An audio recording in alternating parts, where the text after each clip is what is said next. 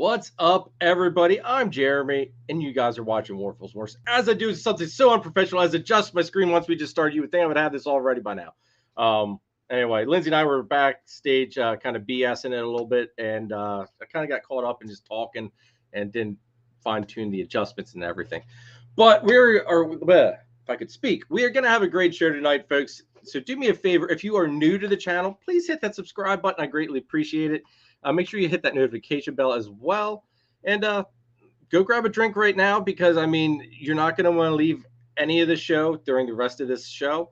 I am going to try to cap tonight off around 2 hours. I've got a girl that just laid a clutch, so I've got to, switch gears from live stuff to film and pull a clutch and get a female, all cleaned up and get her back in a tub and get to bed so I can wake up for work in the morning. So I've got a little bit of a long night ahead of me. But guys, I'm not gonna lie, I'm really excited to have Lindsay here. So let's bring her out, and then we'll go through and say hi to everybody that's in the chat and all that good stuff. What's up, Lindsay? Hello. Hello, everybody. I see everybody. How you doing? Comments. It's so cute. I'm doing great. Awesome. Thank you so much. Like I said backstage, thank you so much for joining me tonight. I really appreciate it. I'm super excited about tonight. Yes, of course. Thank you for having me. I'm super excited. No problem. So we've got in the chat, we've got a new one here. Mercy Morse. What's going on? Thanks for tuning in. We've got Clown Scientist Gage. What's up? Haven't seen you in the chat for a while, Gage. Good to see you. Love Gage. LMK Ken, what's up, brother? Good to see you. Brianna Mulligan, how's it going? We were talking about you a little bit backstage. You made Lindsay feel awful special, so thanks for tuning in tonight. Yes. Dylan Kaiju Constrictors, what's up? Thanks for tuning in. Mr. John Feely, thank you so much, John, for hopping in and joining us tonight, dude. I just got done watching your live that you did yesterday while I was cleaning snakes and stuff. Dude, a lot of times I know I don't comment, and for whatever reason, I just can't make your lives, man. But keep up the awesome work, dude. I really enjoy them. And I do want to get you on here at some point as well, John. You are on my hit list to have on the show. So be ready, brother. Be ready. Because I'm booking people for July. All right. I'm really cutting it close. Normally I'm 2 months out by now. But with having the baby and clutches dropping and eggs ready to hatch, and it's got me all screwed up time-wise. But Rob, what's up? Thanks for tuning in. Jamie Rising, Phoenix Reptiles, thanks for tuning in, dude. I greatly appreciate it. Blue Zombie Morse, what's up? Thanks for tuning in. Sean, Pine Joy, brother, what is up? I will be seeing you, dude, in, what is it, like 2 weeks? No, 3 weeks. 3 weeks, technically. And I will see you here at the barbecue. And sadly, Lindsay said doesn't think she's going to make it, but it's all right because I think she'll make the next one, hopefully. Yes. But it's Sean.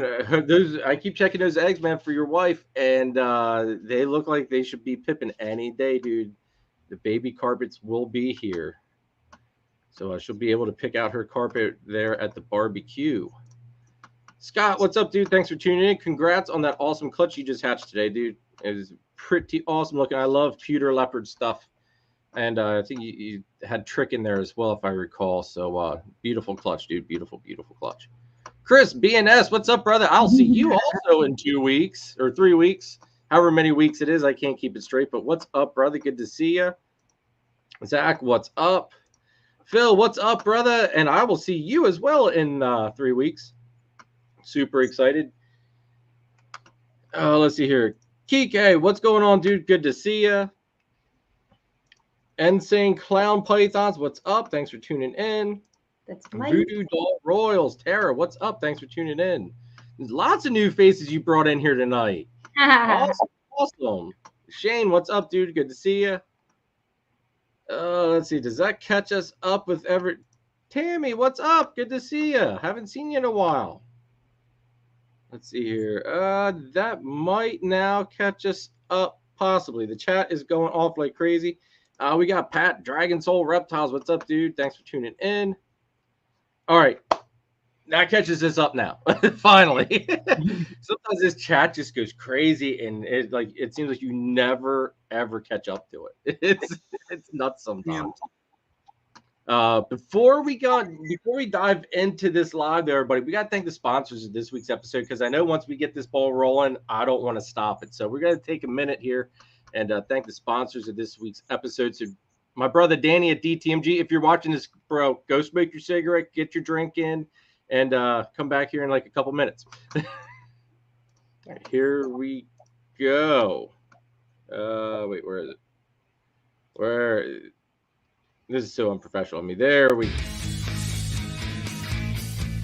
Gettysburg Reptile Expo, LLC is located at the All-Star Event Complex in Gettysburg, Pennsylvania. A 45,000 square foot venue with 125 plus vendors and top quality breeders, along with 270 plus tables. If you're looking for a python, boa, colubrid, gecko, lizard, or amphibian, you've come to the right place. Doesn't matter if you're a breeder looking for that missing piece to your project or a pet owner looking for your next scaly friend, Gettysburg Reptile Expo LLC has you covered. Need an incubator or rack system? They have you covered with sea serpents set up there to meet all your needs. The next show dates are March 18th, July 15th, and November 11th of 2023. Show times are from 9 a.m. to 4 p.m. Make sure to check them out on their website, Instagram, and Facebook. Mark your calendars, because this is one show you don't want to miss. So I'll see you at Gettysburg Reptile Expo LLC. Thank you, Joe, and the Gettysburg Reptile Expo LLC for sponsoring this week's episode and just helping to sponsor the channel, dude. It's really awesome to be a part of such an amazing show. So it's just a pleasure, like I said, just to be a part of it. So thank you, Joe. I would greatly appreciate it. And we've got my brother Nathan at Infinite Possible Pythons, folks. First off, if you have any branding needs, this is the man you want to hit up. Tablecloths, backdrops for like your banners, business cards, merchandise like shirts, hats, all that stuff, hoodies. He's got you covered. He is your definite one-stop shop for all of your branding needs. And on top of it, if you're remotely interested in getting into the Bang project, this is the man you need to talk to right here. He is basically in charge of it now at this point. So hit Nathan up if you are interested on getting into the Bang or onto the wait list for the Bang stuff, because if I recall when I talked to him the other week, the wait list is rather significant, I would say. So you might want to jump on that bandwagon and list if you're remotely interested in it. Is definitely a project that I personally am super excited to get into here in the near future. So definitely hit Nathan up for that. Plus, he's working some other killer ball python projects, Kahua geckos as well, Leachianus geckos, crested geckos, and some scaleless corn snake stuff. So hit Nathan up. And then we've got my brother Chris at S Reptilia, which is your one-stop shop for basically your reptile needs. If you need a ball python, blood python, boa, colubrid, this man has you covered. On top of it, he also breeds rats. So if you're on the eastern side of PA or near the eastern side of PA, hit Chris up for some rats if you need rats. And he is also the distributor for the best cocoa substrate on the market, in my opinion, which is Cocoa to Go and the Chipper. So definitely hit Chris up if you're interested in giving it a shot. I love Cocoa to Go. It's definitely, like I said, in my opinion, the best substrate out there on the market. So hit Chris up and tell him I sent you. And the last two things I got to get out here. If you are not using Husbandry Pro, folks, scan this QR code if you're looking at this through a laptop or a computer, and or click our affiliate link in the description down below. But free 30-day trial of what I consider to be the best reptile record-keeping and tracking software on the market today. It works for more than just ball pythons, folks. You can use this for basically anything. So definitely try it out. Click that affiliate link, scan that QR code, and give it a shot. You have nothing to lose. If you're not happy with it after 30 days, just don't sign up for a plan. But I would be highly surprised if you would not be extremely happy with that product. And also, if for your shipping needs, try out Redline Shipping. Use code ROBIN60 for 60% off 2 shipments. I've started using Redline Shipping this year, and I am super pleased with my service from them. First off, you don't sacrifice any service at all. They have top-notch service, And from what I've seen anyway, the cheapest prices on the market right now today. So give her line a shop. And that's it, folks. Lindsay, now this show is all about you, girl. It's all about you now. not to put the pressure on you, but this show's all about you now. Let's see here. The chat kind of went off there a little bit. Let's see. Nathan, what's up, dude? Thanks for tuning in, bro. Good to see you. Massey Morph Works, what's up? Thanks for tuning in. Everybody, if you're new to the channel, please hit that subscribe button. I greatly appreciate all the love and support. And we're here every Sunday, 8 p.m. Eastern, doing this. We've always got an awesome breeder with us. Normally, every once in a while, you guys get stuck with my ugly mug for a whole episode, but I try to keep it interesting at least. So, all right, Lindsay, tell us a little bit about yourself, how you got into this hobby, and we'll just start off from there. Okay, so hi guys, I am Lindsay. I got into this hobby when my daughter Juliana wanted a reptile. She's always been obsessed with reptiles, and I feel like there's two people. There's the person that's loved reptiles their entire life as a kid, and they were never allowed to have one as a kid, or they were always herping as a child, and they were born and raised with reptiles. Or there's like the person that like their kid got them into it. I'm the person that their kid got them into it. And which is funny because I always wanted a snake when I was younger. And my mom was like, just absolutely not. I think we got a garter snake. I had many different kinds of animals when I was a kid. We got a garter, died like a week after I got it. I was heartbroken. I didn't know what I was doing. All I knew was that I liked snakes. And so here we are, as I'm an adult, my daughter wants a snake. And I'm like, absolutely. Like I get to kind of relive my childhood now. So I make her do all this research on snakes, ball pythons. And a girlfriend of mine is like, yeah, you should just get a pied ball python. Like they're cool, for like the newbie, and they're different than just a normal. Don't just go to like Petco, but make sure you go to like an actual breeder. So I'm like, a breeder of snakes? Like who does that?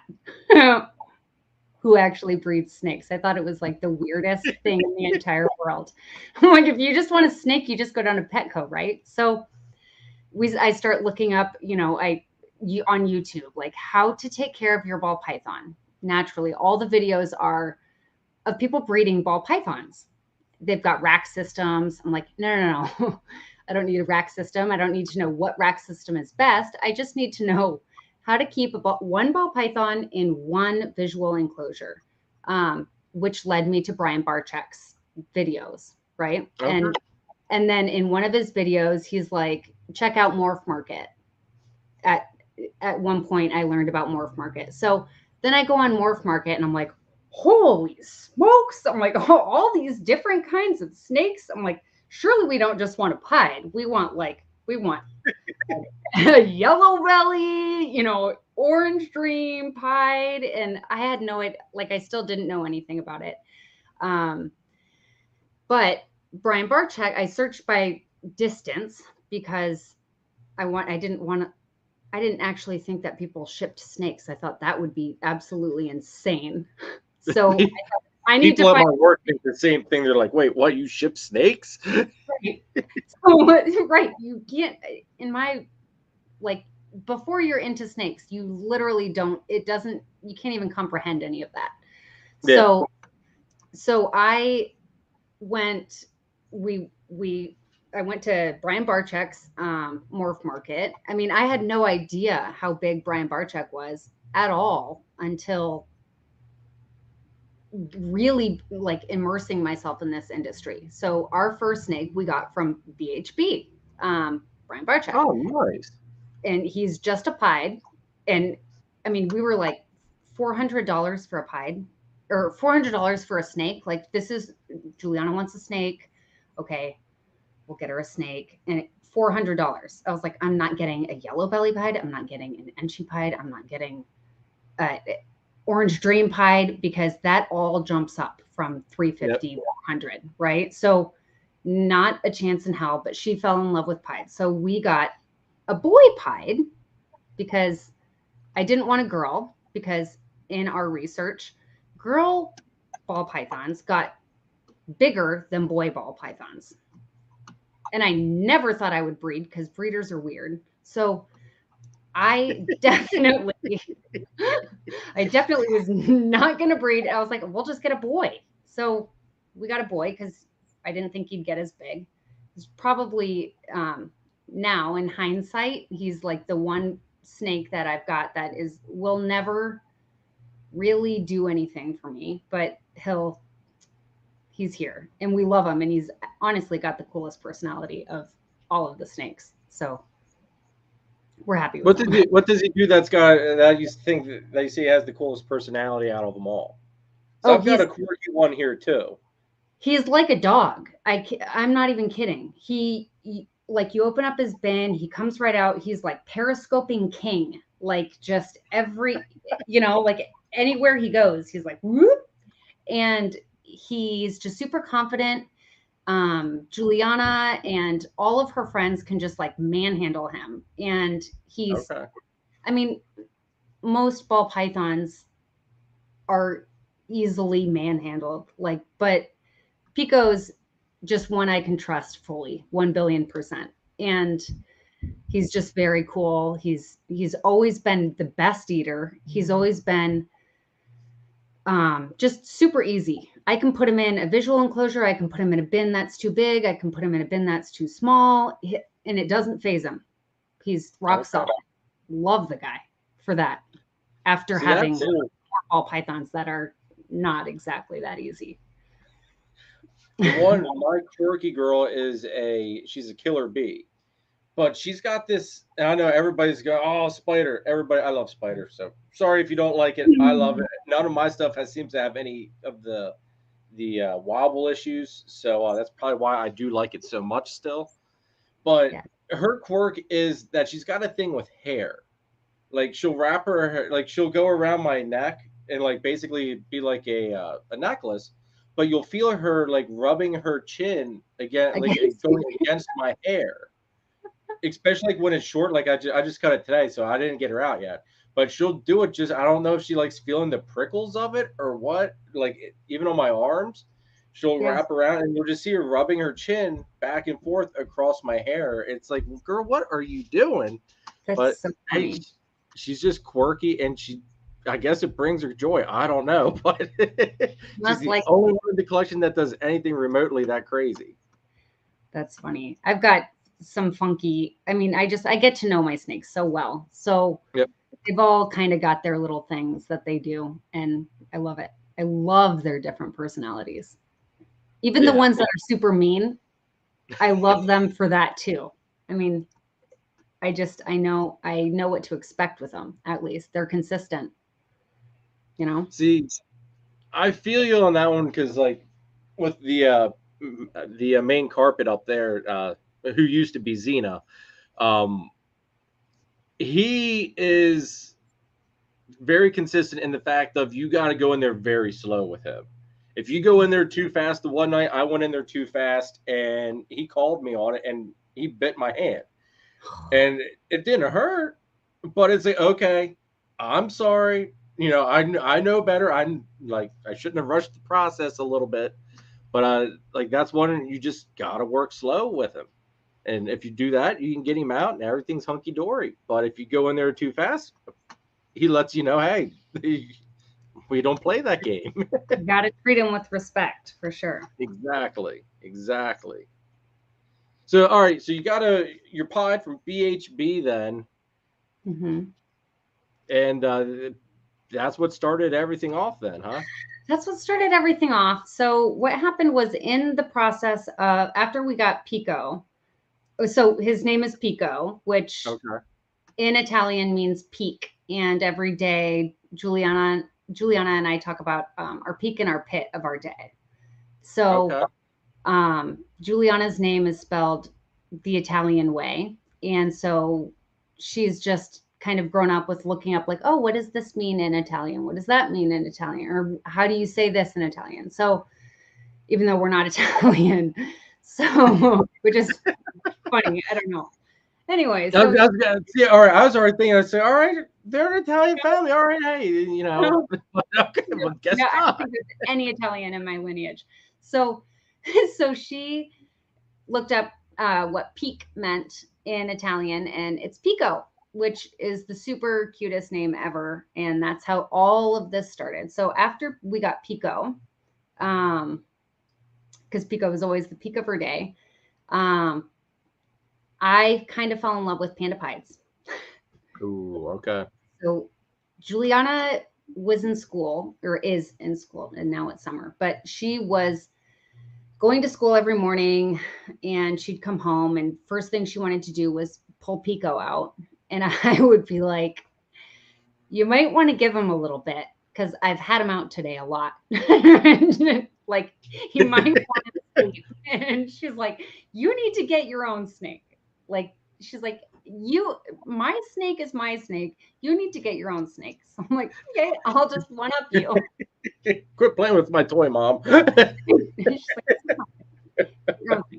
So I fell in love with panda pieds, and naturally went out. It took me a while to find a panda pied that I liked, that had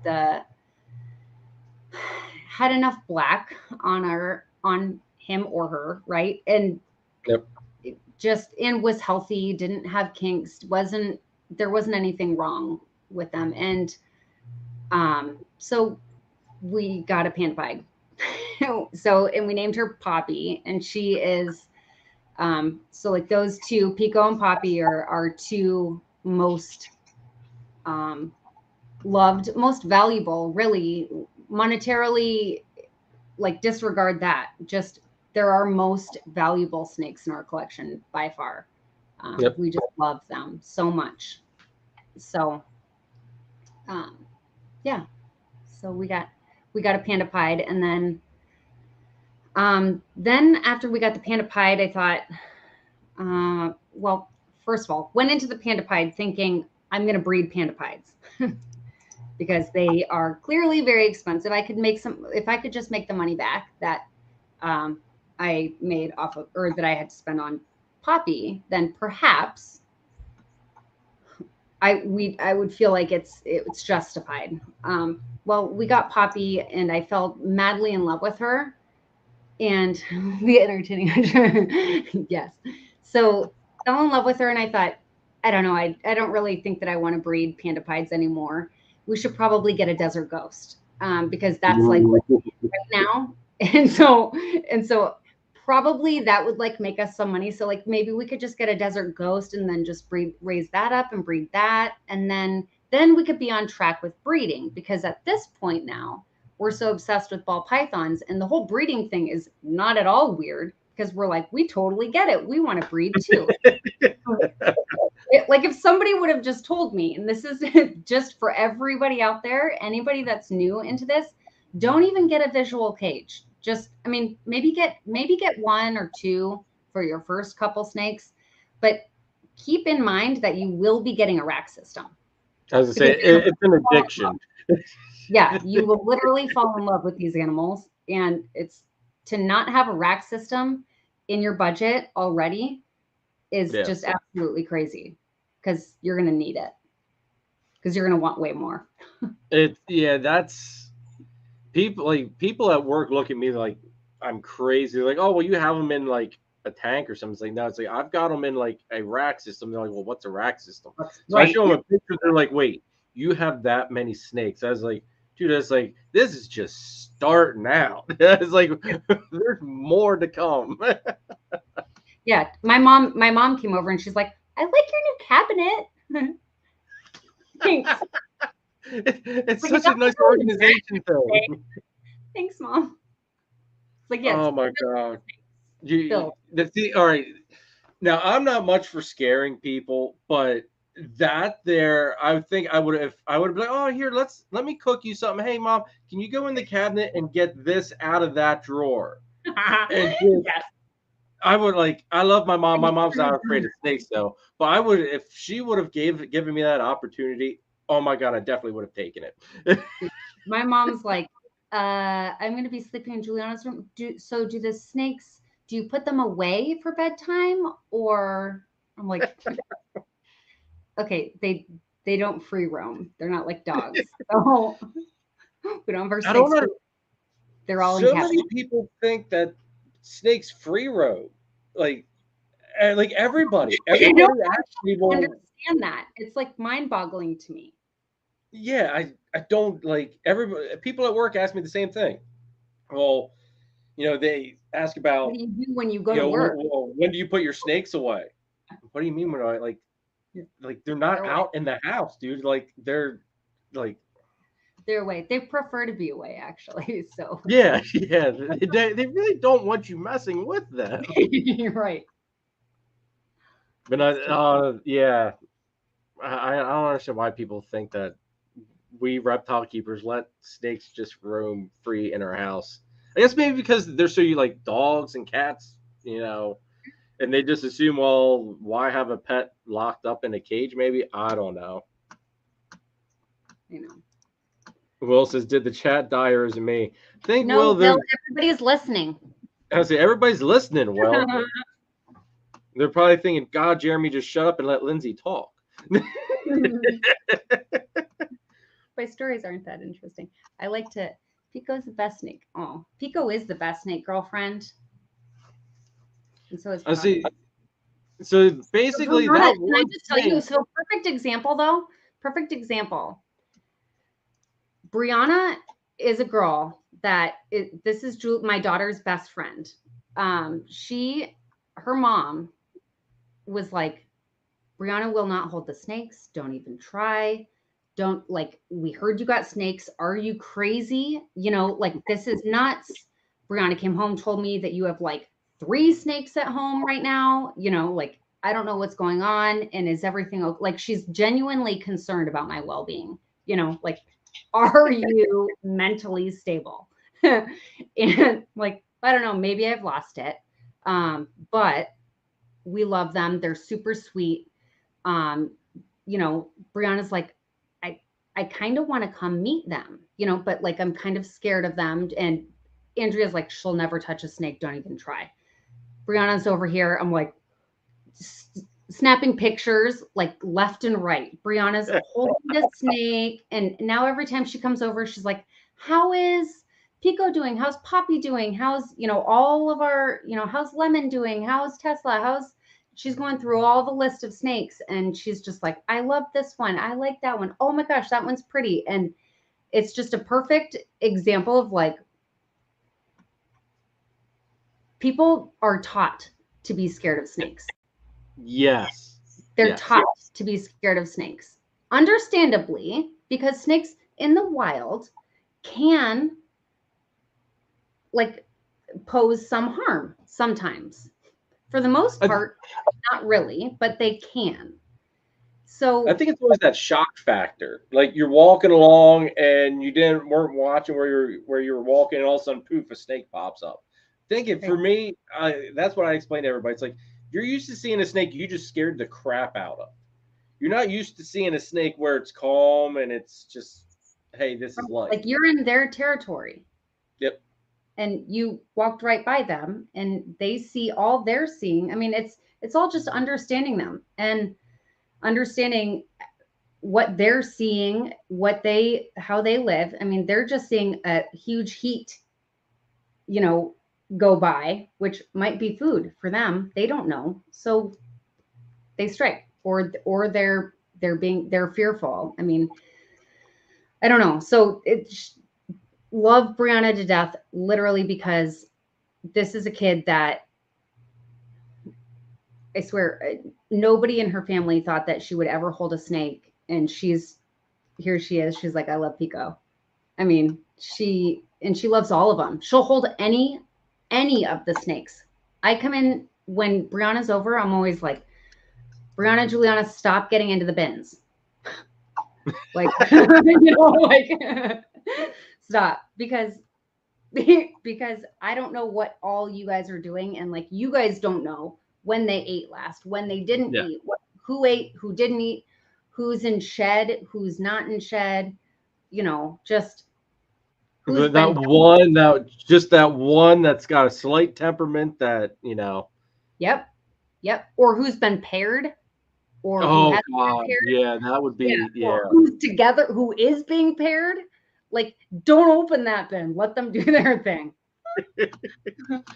We just had company over last night, and it was my cousin and his wife and 2 kids. And I went down, you know, they wanted to see the snakes. They have never seen my collection at all. So I went through showing them some of the stuff. And, you know, they're like, oh, well, can we hold this? Was like, no, that one just ate, you know, last night. I said, we can look at it. But, you know, and I told them about the eggs. Well, they're like, well, can we see this set of eggs? Like, well, I could show you the carpet clutch, which is due to hatch like any day. It's like, I could show you. I don't mind showing you that one because they're ready. You know, they're going to be coming out soon anyway. But they're like, well, can we see that other box? I was like, no. We're not playing with my double hat clutch. No. We're not risking anything with that. I get it. That's too funny. But yeah, my aunt was down here too. And like every movement, like she's deathly afraid of snakes. So the fact that she was even in the room was out of this world. But every movement the snake made, she was jumping and like telling the grandkids, oh, get back, it's gonna strike. It's like it's okay. the snake's calm. It's like, we're good. Yeah, if you stay calm, the snake's calm, everybody's calm here. Yep, everything's good. It's like they're not gonna bite. We're all okay here. Right. And the second one does act like it's going to, you'll jump in real quickly. Yeah, exactly. Yeah, it's like the whole time I'm watching the body language, because after being around them for so long, you can read them. I can read a snake 100 times better than I can read a dog or a cat. Oh yeah. Like, no, me too. I like people look at me that know me really well, and they're like, why would you rather have a snake over a dog or a cat? I was like, well, one, the snake doesn't make a crap ton of noise. You know, cats, I think, just look down upon us like we're idiots and that we're here to serve them. I have a problem with that. But I tell them, it's like I had an experience with a dog that I'd been around several times. I was leaving my girlfriend's house at the time on my bike, and this dog came up, and I'd just been petting the thing. I was leaving on my bike. This dog came up and took a huge chunk out of the side of my leg.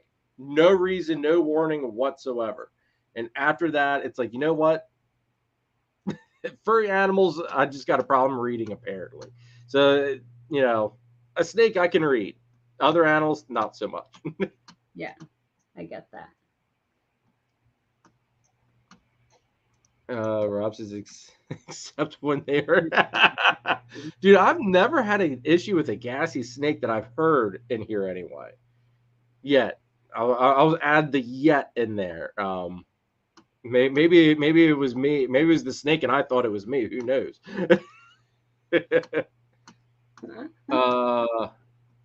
Well, says, does your wife get along with your girlfriend asking for a friend? I don't get it. I don't get it either. Or maybe he's saying that to somebody in the chat. I don't know. Does your wife get along with your girlfriend asking? Yeah, well, you got me lost there, dude. You got me lost. Brianna wants Picco. Girlfriend? Oh. Well, this was like years ago, dude. Like years ago, I'm on track. I was like really confused. It's like, huh? This was years ago. Well, years ago, way like back before I was technically like able to drive. I used to bike like, God, I would bike outrageous distances for stupid reasons. I was back in those days. Now you're good, Will. You're good. Like, you really had me confused there. I was like, huh? Like, I'm not gonna lie, you totally derailed me, Will. You totally got me. Oh, shoot. So, all right. So, Picco Pythons is named after that one snake that started the whole thing. That's Yeah, awesome. That's a neat our big story. old Pied Boy from BHB, from Brian Barczyk. So, See, that's cool. Like, I don't have a cool story like that as to how I came up with my business name. So that's neat that you've got a background story to go with it. I think that adds a lot more it's punch super. value. It all means a lot more. There's not much in all of this that doesn't mean a lot to us. Like, True.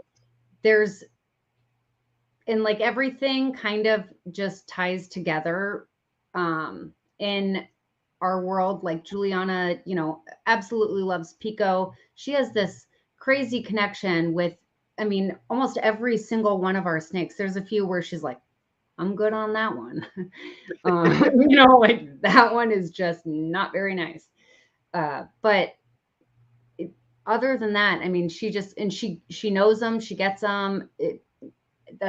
We just have this crazy connection. So when, Picco, it just happened to be that, Picco was always the peak of her day, trying to think of a name.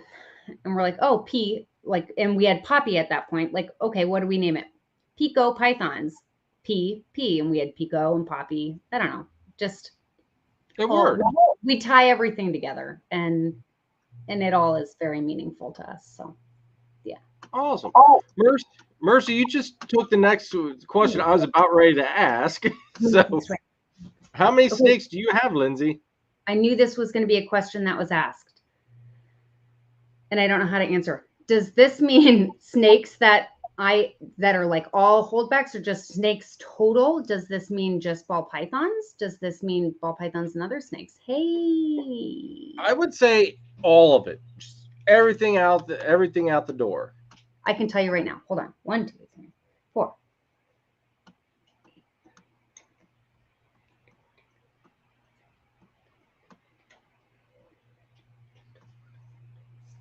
7, 28, 29, 30, 31, 32, 33, 34, 35, 36, 37. Dang, nice. 37. Had to count on my hands. Hey, I gotta use fingers and toes to count, so hey, it's all good. 37. Will wants to know how soon till you breed one of those OD deep lines into a puzzle. Same with Mandarin. Okay. I've got one orange dream, deep orange dream.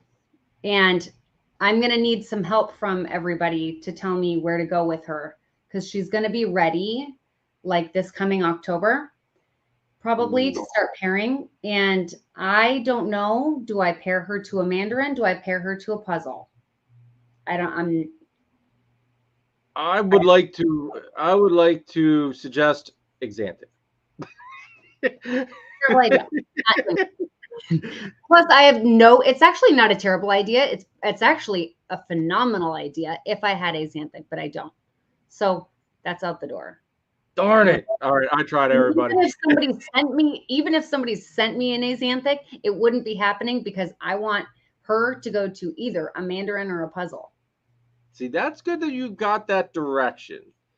Oh, I've got like a clear cut. I've got goals.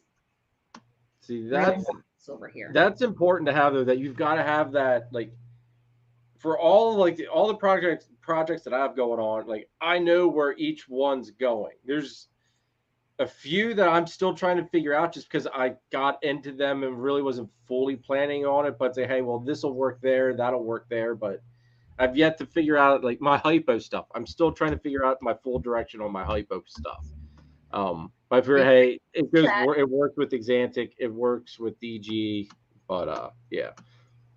Blue Zombie Mandarin is not recessive; it's just a codom, which makes me think that what I should do is pair it to puzzle first to get high intensity het puzzles. Also, she is a possible super, and I don't know. She might be super. I don't Can know. you show So her? yeah. I'll pull her All up right, right I'll put you on the big screen. I want to see this. now. Oh yeah. John, I see your question there, brother. I will get that. Well, here, we'll ask that right now while Lindsay's getting the snake there. John wants to know, he says it's off subject, but he wants to know about the flowers in the back. He says they're pretty. What kind are they? Fake from Michael's. I love that response. Oh, I'd have to Google it. Naturally, she's in shed, of course. So she's in super shed, actually. Look at her eyes. Hold on. But she still looks nice in shed. So his deep orange line does have dirtiness on the dorsal, okay? But look at this tail. Oh my gosh, I wish she was not in shed right now. My Mandarins are not. I checked. That was the first thing I checked. So her tail cleans up, but she is his deep orange line is not the cleanest. Okay, so high intensity orange dream, when you think of it being that comment made me laugh. When you think of high intensity, you think of it as cleaning everything up. But Chris's deep orange line is just a different shade of orange than regular high intensity. Let me think. Do I have any other high intensities? I don't think that I do. Because all I wanted, my main goal, I'm very, like, I don't know how to explain it. When I have a vision, I know exactly what I want to do with it. And to get anything else is irrelevant in my world, I guess. I'd rather not waste my money. I'd rather not waste my time. I'd rather wait and save for like the exact expression of everything that I want. So this girl I fell in love with, she's very much in shed right now, unfortunately. She's still beautiful though. I mean, I can imagine what she looks like out of shed, just because I've got, well, I should have super enchy high intensity OD that I've got. So I can envision it. Yeah. So, okay. So what else do we want to see while we're here? Well, everybody here's saying that you should put puzzle to her. Ken, Primal Scales, what's up, dude? Thanks for tuning in. John said, LOL, looks like lily of some sort for the flowers. John says that she was gorgeous.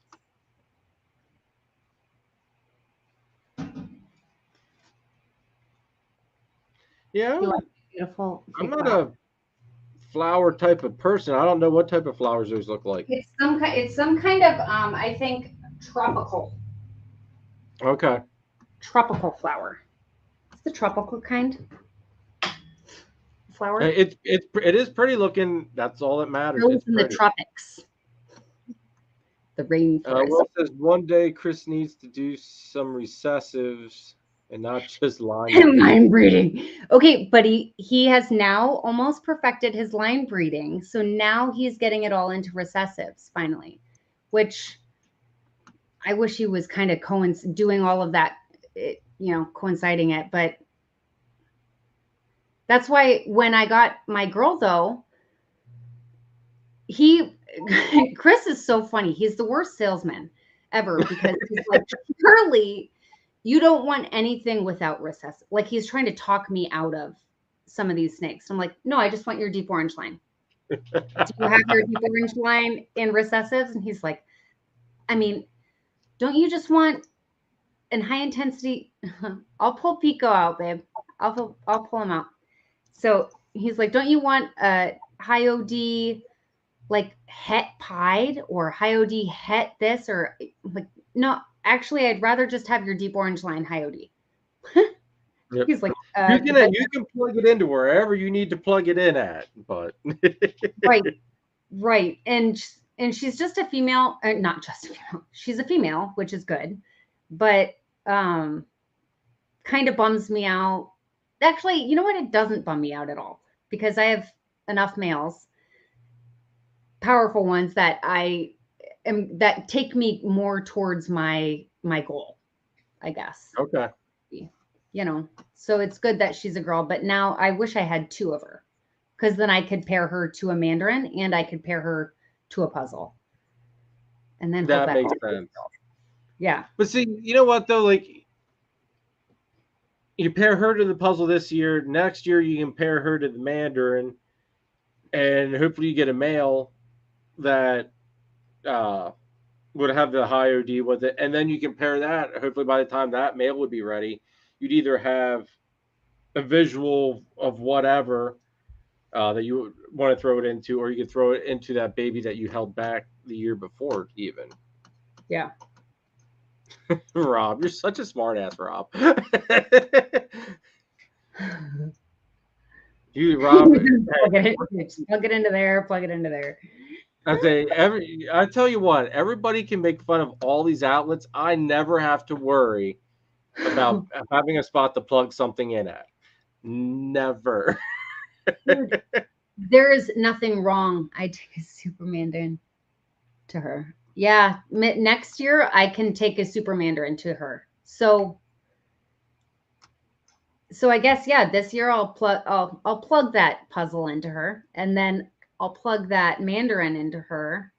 I'll plug the Super Mandarin male into her next year because I will. Well, I don't know what that is. Yeah, next year because this year in October she'll be going to a puzzle, maybe. Then next year she could go to a Super Mandarin because I'll be producing those too. We shall see. Aaron here says, great thing about really nice females is being able to use them to make combo pets. Very true. And that was a stunning animal anyway, so just wow. I wish she wasn't in shed because she's great. And she's actually, it's kind of, hi, Kai. It's kind of a bummer that she's in shed right now because she's a perfect example of a high quality, high intensity orange dream.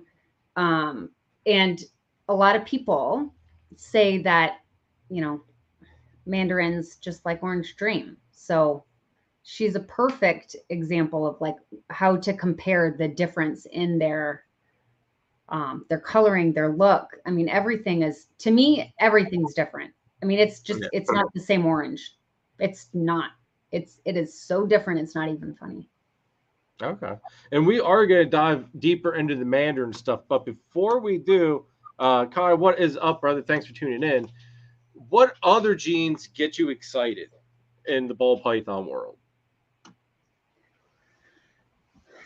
Puzzle, Desert Ghost, Lace. Let's see. I love like confusion. I mean, I don't have any confusion yet. There's a lot of genes that I don't have anything of that I am definitely wanting to get into down the line. But for right now, because I'm so focused on what I'm doing, I'm not muddying up my goals right now. Yeah, your plan. Yeah, you don't want to veer too far off course. I get it. Yeah, I got off course for a while. That was easy to get off course. It's super easy to get off course. Trust me. So easy, and that's the thing. So I'm like, I reeled everything back in, and I have got just main goals, and I'm not straying too far from them for now, at least, because I think I need to. Yeah, Xanthic. Yeah, that was you, Jamie. That was all of my stuff doesn't work great. It's not that it doesn't work great with Xanthic. It probably will. It's just that's not a goal for me. But if the orange stuff would work fantastic with Xanthic. I know, it's so weird to me. Like it's just mind blowing. But see, a cleaner high intensity. So like Chris Hernan's, well, okay, any high intensity orange stream. I shouldn't just always say Chris's. It's just I'll personally only buy from Chris. But Chris's or any high intensity orange stream will be great with those axanthic. That's just a hands down. I feel like it's going to make axanthic so much brighter. Yep. And there is a difference between high intensity and orange stream. There's a big difference, and especially a big difference between quality high intensity. There's a big difference between quality orange dream and quality orange dream. I mean, so there's a whole range of it would kill in calico. Which one? 403 fauna. You mean that high intensity? That's how I took it, was the calico in with high intensity. So Chris Hernan's El Diablo, he made a male that he named El Diablo, and he was beautiful. He's got calico. He was beautiful as a baby. Here's the kicker for me, okay? Now, as an adult,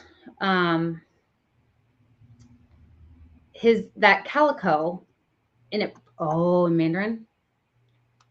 Well, I just might have something up my sleeve on that front. So, Pro 3 fauna, you're on to me. So, Chris Hernan's, though, high intensity orange stream with calico,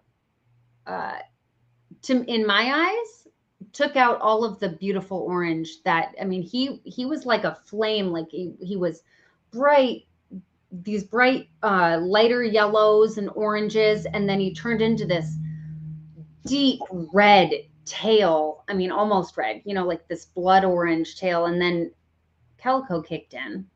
Now you can just see his patterning is where it was black. Now it's like a super dark brown and some orange around the alien heads and just white. And he's still absolutely beautiful, but calico kind of took away all of the beauty, I think, of that high intensity. Oh, wow. So, which I guess, I mean, that does make sense, though. Like, I see where you're coming from with that. Aaron says Hernan is from here in Michigan, if he's not mistaken. Yep, he lives about 12 minutes from me. That's a dangerous thing there, Lindsay. That's dangerous. You don't even know. He's been one of my big people that I go to ask, or in the beginning at least, he was one of the main people that I went to ask about, like, where do I put the probe for my rack system that I just got? Okay. That, I literally reached out to him on Facebook and said, "Hi, will you be my friend? I have this snake and this snake, and I noticed on Morph Market, because remember, I was searching on Morph Market by location because I didn't think that shipping snakes was cool. So I was like, he's one of the closest breeders to me. So when I reached out to him, I literally was like, I don't think I'm going to run into I have nobody to talk to about snakes. Yeah. Everybody in my life thinks I'm losing it completely. And I'm not going to run into somebody at the grocery store picking out an avocado, and be like, oh, you like ball pythons too? Me too. Like, there's nobody to talk to about this. I had no idea that there was this whole community, right? So I literally messaged him. I'm like, will you be my friend? I like snakes. Your snakes are beautiful. There's nothing wrong with that, though. My wife, we were out I had to get a live small rat and some hoppers for some of the hatchlings. They're still feeding on live hopper mice. But I had somebody come up in like in the middle of the reptile room and like shout my name, and then like, Jeremy from Warfels Morphs, like, and my wife like looked at me and she was just like, what the hell? Like, like, how can you not go to a simple pet shop and someone like not right? Like, how I guess she's like, it was the first time it's ever happened. It just so happened that normally it's just me and my little princess that go out to the reptile shop. this time the wife came along, and it's just like, oh my god, like she's gonna ride me so hard on this one now, and she did. She gave me so You much. should have been like, yeah, respect. Like, we were walking out.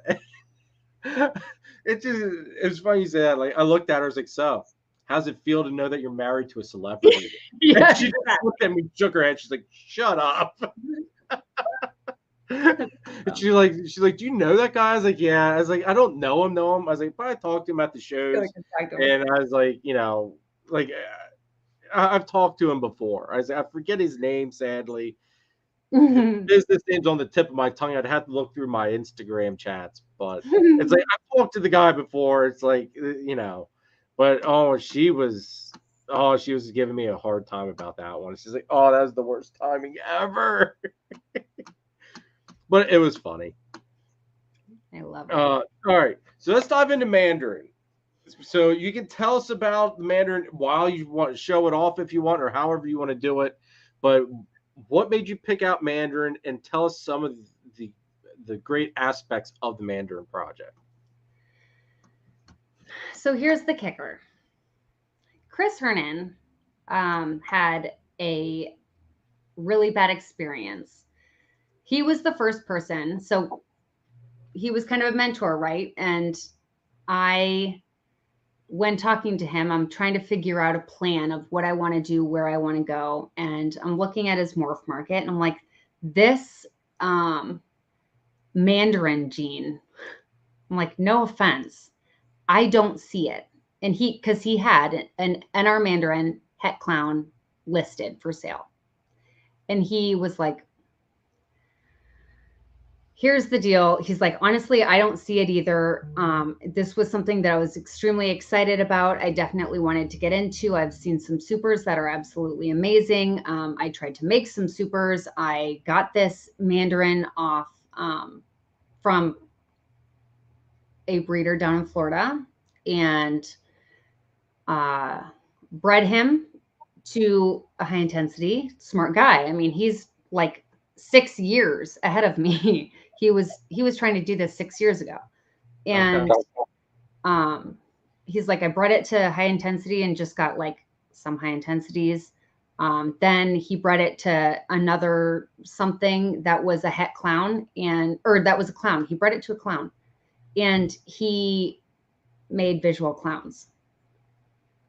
And he's like, so this snake that I have that doesn't look anything different than a normal, it might be like an orange, a low quality orange dream, something. But it's also clearly, this male is clearly a het clown. Yeah. So because it was sold to him as an NR Mandarin, and it was a little bit rustier, a little bit dark, like a little bit darker than, not just darker, but orange, a darker, more burnt orange. He, went ahead, resold it, but added on het clown. Understandable. In his pairings, he wasn't able to ever really produce anything that was nearly as beautiful as a Mandarin. He had reached out to Newton Reptiles, the founder of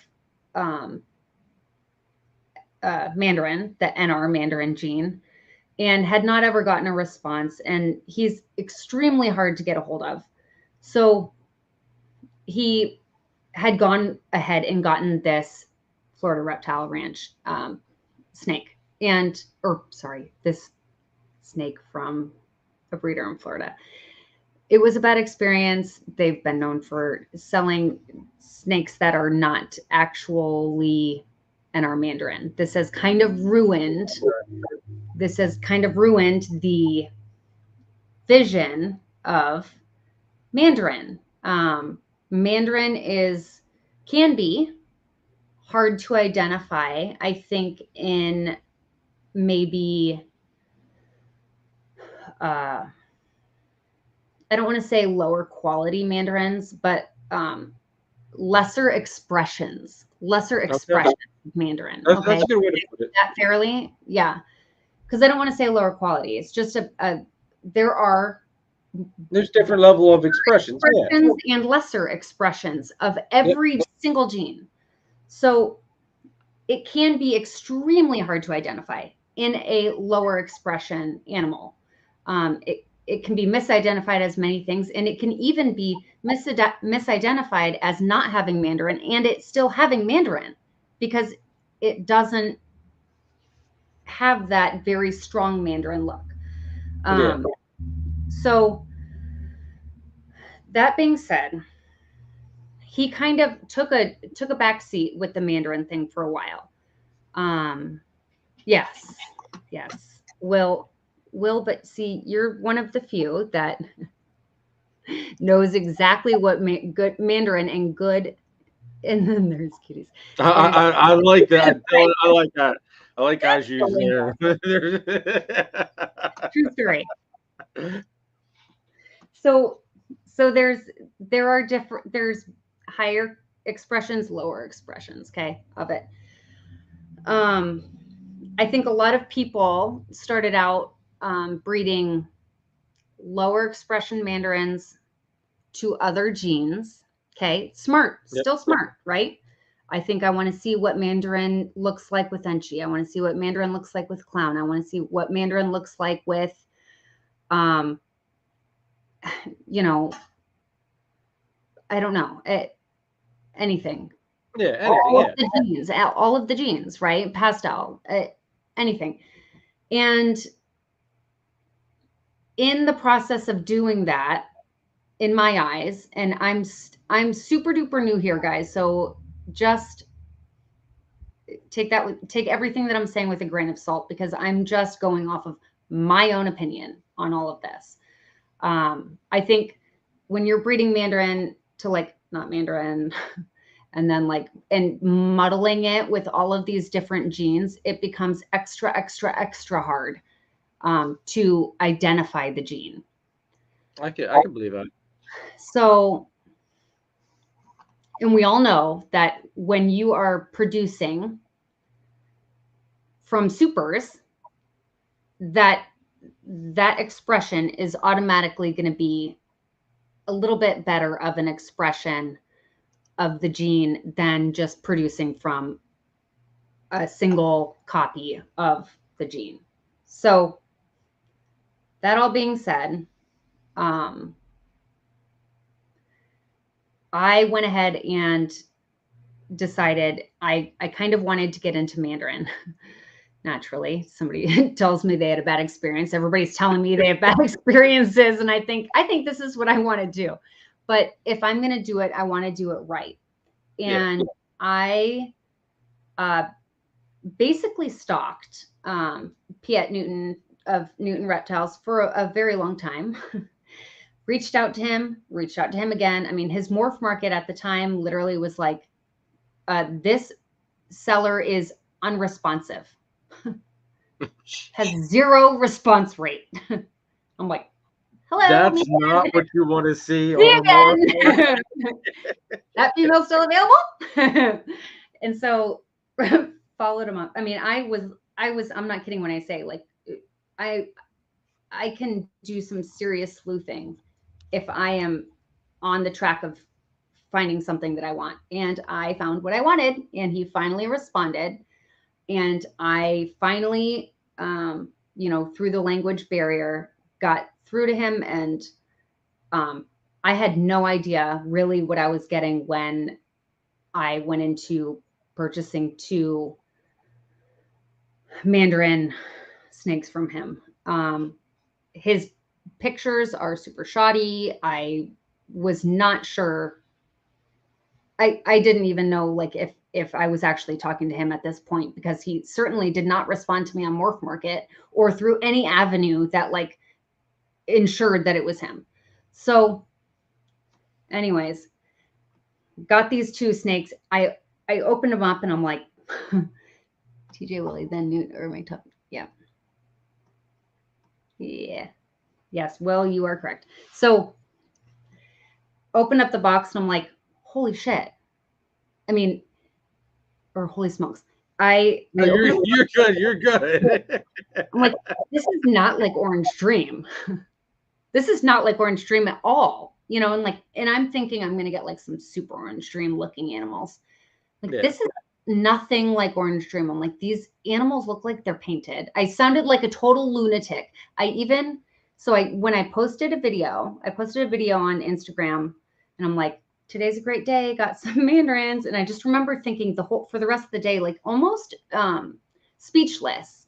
Cause I'm like, I don't understand how a snake looks like this. I have been to Chris's handfuls of times and seen all of his high intensity orange dreams, and already learned at this point that he has some of the most beautiful high intensity orange dreams. I couldn't understand how a snake that is so orange could look so different from the best high intensity orange dream in America. Like how is it so different but also equally as beautiful, but in such different ways? I mean, they're so different. And so, I mean, high intensity is like clean, it's this bright. So the way I described it, I posted a video on Instagram, and Ozzy reached out to me and said, that's a really beautiful snake you've got there. Oh, nice. You know it's nice if Ozzy's commenting on it. Oh my God. I said, you're the only person I can talk to about this, and I don't even know how to explain this. The best way I could describe it, okay, this is my response to Ozzy, okay? It's so embarrassing. I go, I can't believe you're messaging me. Like, I'm sitting there like shaking. Ozzy Boys is texting or messaging me right now. I'm responding, and I'm like, Ozzy, this is the craziest orange I've ever seen. I'm like, this is like, it's like high intensity, but different. It's nothing like high intensity, but it's just as orange. And I'm like it's painted with chalk paint. And it's almost like there were some scales missed. Like the paintbrush was getting dry at some point. And then like, you know, like chalk paint's like a super trendy thing nowadays. And it's like a matte finish type paint that a lot of shabby chic people will paint like furniture, like antique furniture, whatever with. Okay. So I go, Ozzy, it's like this snake is painted this really deep orange chalk paint, and the paintbrush couldn't get into all of the scales, but each scale's hand painted. Okay. And then I'm like, because then I don't want to offend Ozzy. So I'm like, like Orange Dream is amazing too in this way, right? And I explain how awesome Orange Dream is. And then I'm like, high intensity Orange Dream is super different too, because and here's the biggest difference. It is that high intensity is like the crazy sister that drank like Kool-Aid and she radiates. Okay. So it's the sister that drank this crazy Kool-Aid that like it makes her whole body just radiate this bright, clean orange. And Mandarin is like this deeper, just there's more texture to it. There's more, there's just so much more. It's so different. It's dirtier. And I'm okay with it being dirtier. Like it's like each scale when you're looking at them in person, it's so different. It's so different. So you want me to pull one out and I'll show you? Yeah, let's see some of these. I want to see them because I know I've seen the IG videos and they look phenomenal. But let's see them. Let's see. They are amazing. Okay, hold on. Will says, just grab one and let it do the talking. Wow. Yeah, that's exactly right. Okay, so I'm going to pull out. Oh, hi, buddy. Everybody, while Lindsay's doing that, if you are new to the channel, please hit that subscribe button. And also, everybody, make sure you guys hit that thumbs up, please. I greatly appreciate all the support. Phil.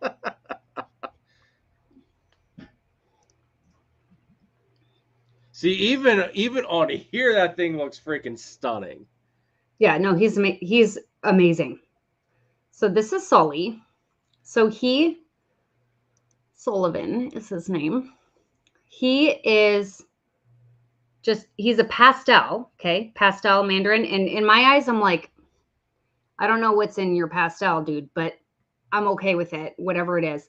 I was initially, my intention was, all you've got is pastel Mandarins. Well, I'll breed that pastel out real quick. thinking I was like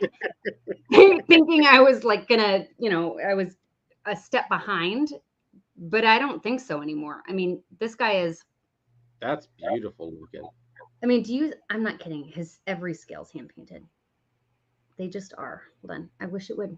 Hey, Betty, can you stop moving for a second? Hold on. Focus. So this is my favorite boy. So I got a 1.1.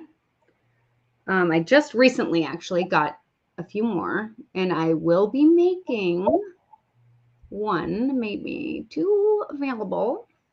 Ooh, there you go. Yeah. So now I'm pretty weird about Mandarin now.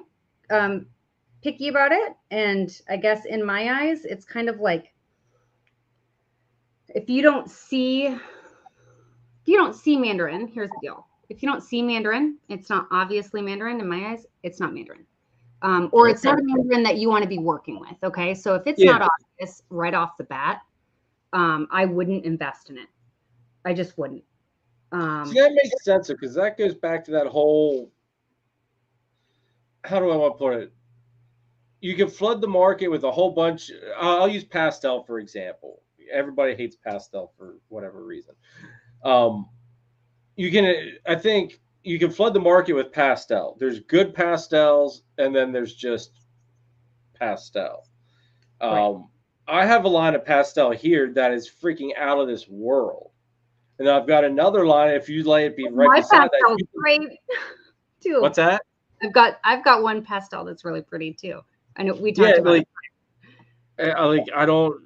It just makes me think, it's like, okay, if we would more focus on the really nice pastels and not really work with as much of the I'm going to say the not as nice quality pastels, I think there'd be a lot of mindset changes with pastel. And that sounds like that's how Mandarin would be, is, work with the good expressions. Don't really bother trying to breed the bad expressions, even though you could produce a nice expression from it.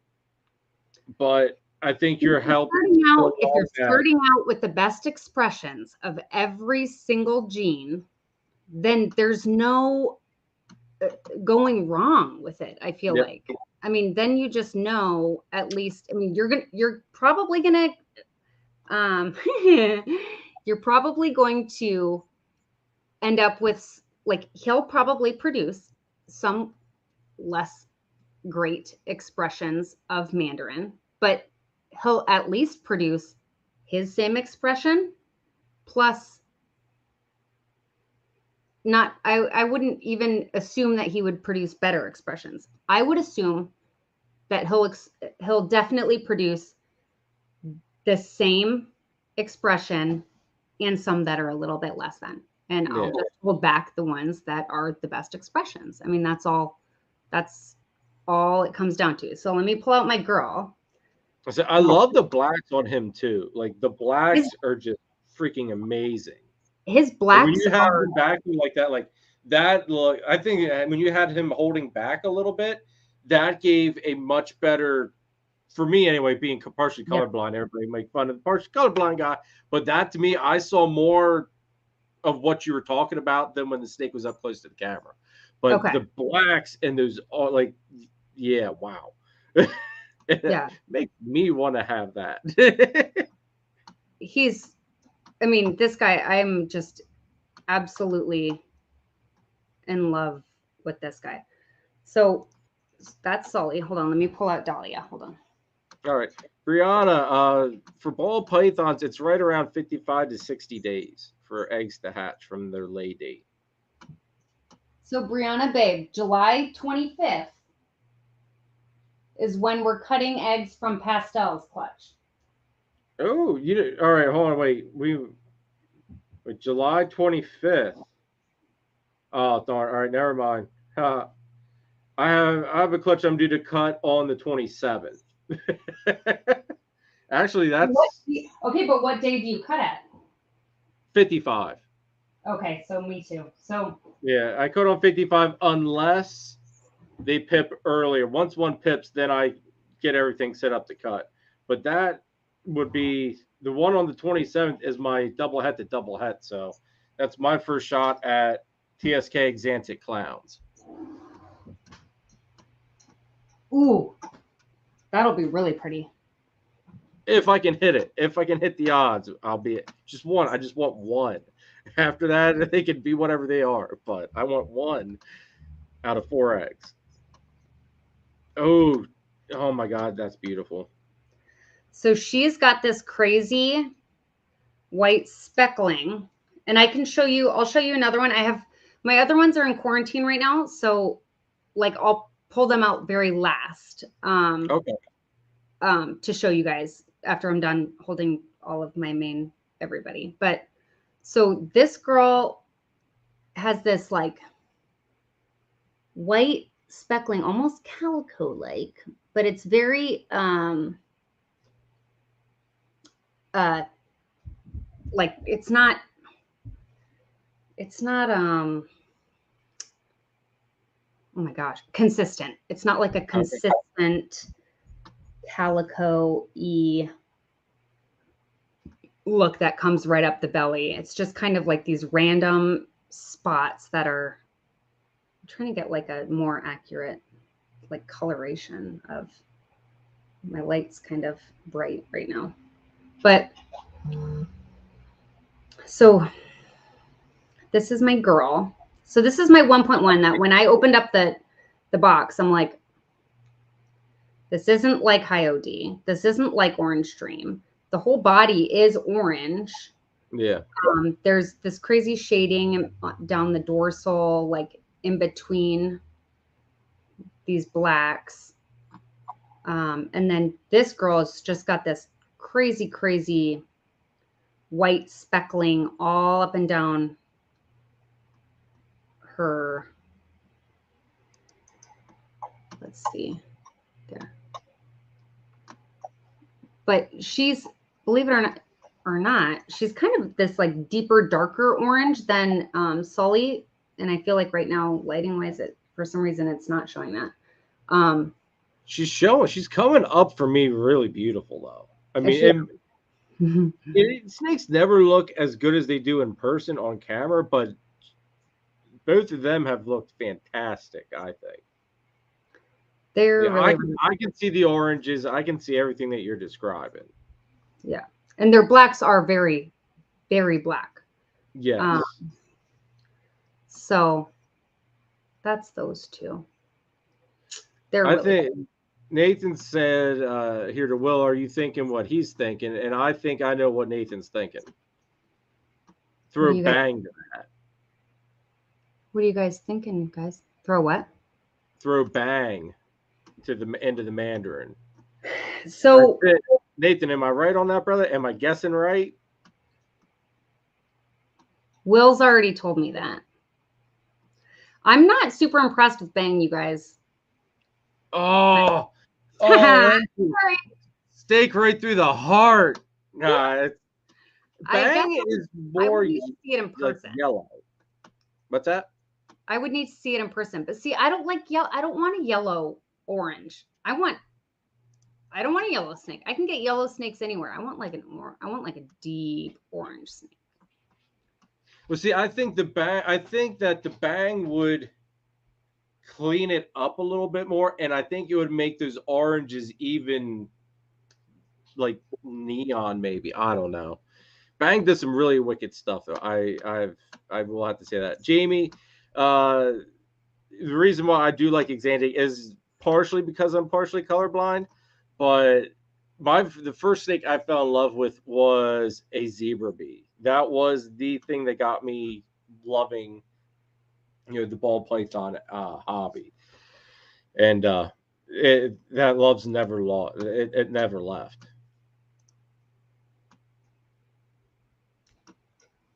Right, girlfriend, you ready to go back? But she would see, and you're gonna yell at me, Lindsay. I think that would just look fantastic in Exantic.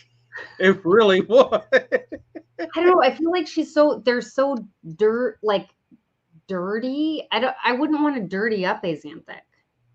But see, I think that with how nice those blacks are, and that the dirty orangey brown that you're seeing that up top, that would just become gray. And your really nice orange. Right, I wouldn't want that. I want black and I want white. Well, the gray is kind of like, I don't know if you can fully escape the gray aspect of it, though. I think that's just something that's always going to be there, unless you just line breed the crap out of it, and eventually you might. Like DG, I think would be the key. Look at it taking years and years at line breeding. Yes, like John Day, it would be years and years and yeah. John, what's up, dude? Thanks for tuning in, man. Elgo YT wants to know, help them understand how to do temperature thing for their snakes. I'm getting a ball python. What do you want to know, Elgo, about temperatures for balls? You don't want anything higher than a 90-degree hot spot, and I would even say like stay like 88 degrees. That way you've got that wiggle room. Yep, I keep all of mine are 87.9 or 88 is what I've got my your probe set at. My thermostat set at least, which really means that their hotspot is a degree less about. Yeah, exactly. So I keep mine pretty darn in the lower end. In comparison to most people. Well, see, there's at least when you're doing that, you're not running the risk of when you're breeding, the female cooking and killing the sperm and stuff. As everybody will find out on this week's video drop, we've had our first devastating hit as far as breeding goes. So stay tuned for that video, because that one hurt. I can laugh. I sit back and I laugh at it now just because, I shouldn't say I laugh at it. It's an eventual, everybody. At some point, the bad's going to hit. It took 3 years so far for the bad train to hit. So I'm not going to complain. I've had, up until this point, 2 amazing seasons. And now it's just finally, that train, at some point, that train has to dock at the station, and something's got to happen. So it's an eventual, not when, but it's just it will happen at some point. Didn't happen to me, thankfully. I'm a real professional now because I've had one clutch. So you guys, everybody should just listen to me. But Lindsay, that first clutch, I was watching somebody's YouTube video today that they were cutting their first clutch, and my comment to them was, that feeling that you're experiencing right now while you're cutting that first clutch, or even pulling your first clutch or whatever, that feeling will never leave. And if it does, that's when you got to say, I'm out. Like, I'm like getting clutches, cutting clutches. That is like a kid on Christmas Day, jumping on the bed, telling your parents to wake the hell up. It's time to open presents. Yeah. Yep. I'm going to be pretty excited. Pretty excited about that. Darkfire, what's up? Thanks for tuning in. John, did I say hi to you, John? Anyway, John, thanks for tuning in, bro. Greatly appreciate it. Let's see here. Okay, Nathan's responding back to the whole bang thing. He said, then you haven't seen a real bang. I haven't seen a bang in person, that's for sure. So I kind of just feel it's deep gold, not yellow. Deep gold. Get it right, Jeremy. The bang will do amazing at Exanthic, everybody. We all know what's going to happen when Jeremy gets. Bang is close, closer, I think. I'm not saying it's Orange Stream. I'm saying it's closer to Orange Stream in the sense that I do believe that Bang is a cleaner gene. Yes. for sure. Like it cleans up everything more so. Oh, of Dahlia's sorry, head? Nathan. Yeah. I didn't see your comment, Nathan. I'm I'm behind here in the chat a little bit. My apologies, brother. I've got it right here. Hold on. That was my bad, everybody. Yell at the guy running the show here. Hold on. Hopefully it. Do you want to see her head like stamp? There we go. I love that black outline on the eye stripes. Yeah, so she's got just a beautiful girl. Black eye stripes. So there is a lot of het hypo going on in Mandarin. And if I were to look at a hypo or a het hypo, they have very similar, of course, they have very similar blushed kind of heads. Like she's also pastel. So there's that. She's also a pastel Mandarin. Okay. So she's got that blushed head, but she doesn't have that pastel head stamp, like that kind of, I feel like pastel kind of makes like a, I don't know how to explain it, like two little teardrops that are facing in. Yeah. Head stamp. Yeah. She doesn't really have that. She just has like a het hypo head stamp to me. So we shall see. So we'll see. We'll see if she proves het hypo. In my eyes, she has edgy looking eye stripes too. She has edgy looking eye stripes? Yeah, that's what Will said. Will said that? Will. Come on. Dark Fired Morse wants to know, what do we think about Trojan? I really don't know enough about Trojan to have much of an opinion on it, in all honesty. It's not something that I've looked deeply into at the moment. Hi, Billy's here. I don't know much about Trojan. I have a really hard time with genes that I have a hard time identifying. Okay. So that all being said,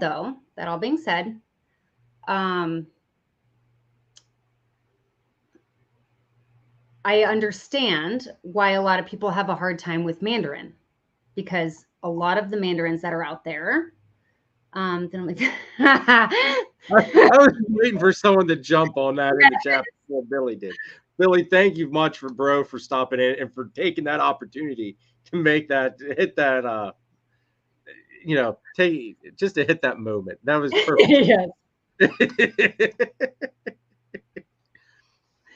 So I have a hard time with genes that I have a hard time identifying, and I kind of have a hard time identifying Trojan. So okay, yeah, that's Trojan's one of those things. Like, there's so many genes out there that catch my eye that, like, I've just never seen. I don't think enough people work with it either, which might be the issue. I've just never seen one that caught my eye enough to say, hey, that would work good in some of the projects that I'm working with. Yeah. Like since most of my stuff is Xanthic based, Trojan isn't something that jumps out and says, hey, this would be awesome in Xanthic type of deal. John, put John Peely's comment up. He is I think it would look. See, there's another gene I don't really know a whole lot about. Okay. I love Harlequin. I love it. Do you have any of it? No, that's one that I desperately want, but it's always in genes that, because I'm trying so hard just to like streamline what it is that I'm doing and not fall into that trap of having to call half of my collection. You know what I mean? Not actually call, but you know what I mean. You know what I mean? I'm not getting into it right now because it's not in anything that I'm my main goal right now. Yeah. And once it is, that would be amazing. And I'll certainly get into it. It will definitely be a part of my collection eventually, once I've made what it is that I want to make and am able to incorporate now new genes into it, if that makes sense. No, that makes perfect sense. Billy here says ODYB Hypo Mandarin. That would look nice. Yeah, Just high intensity deep orange line. I don't have any orange dream in my collection other than high intensity deep orange line. So high intensity deep orange line, yellow belly, hypo, super mandarin, blackhead, puzzle. Because why not? See, that would be nice. Mm-hmm. See, like I've got a couple. I've got 1, 2. I've got 3 normal orange dreams, and I've got that super inchy high intensity. And basically, like, I'm okay working the orange dream stuff that I have now, but eventually I'm going to try to phase out the normal orange dream and work the Xanthic into the high intensity, just because I think it is that much better of a quality.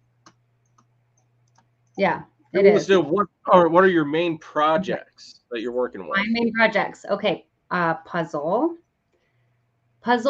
hypo, puzzle. So hypo desert ghost kind of coincide for me in my collection.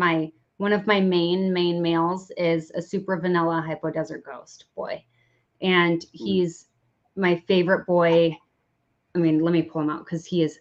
Yeah, go get him. Gorgeous. So he's going into most of my. Let's see, where is he? Four. Okay. Hey, buddy. So he's going to kind of be going into my mandarins as well. So I am having a hard time. Like, he's the cleanest little guy I've ever seen in my whole life. I have a hard time deciding, do I want to now get Mandarin into Hypo Desert Ghost first or Puzzle first? So I'm kind of trying to finagle all of it because I eventually want it all just to be together. Yeah. Desert Ghost Puzzle, Super Mandarin, Blackhead. So this guy also has the best personality too. He's another Picco.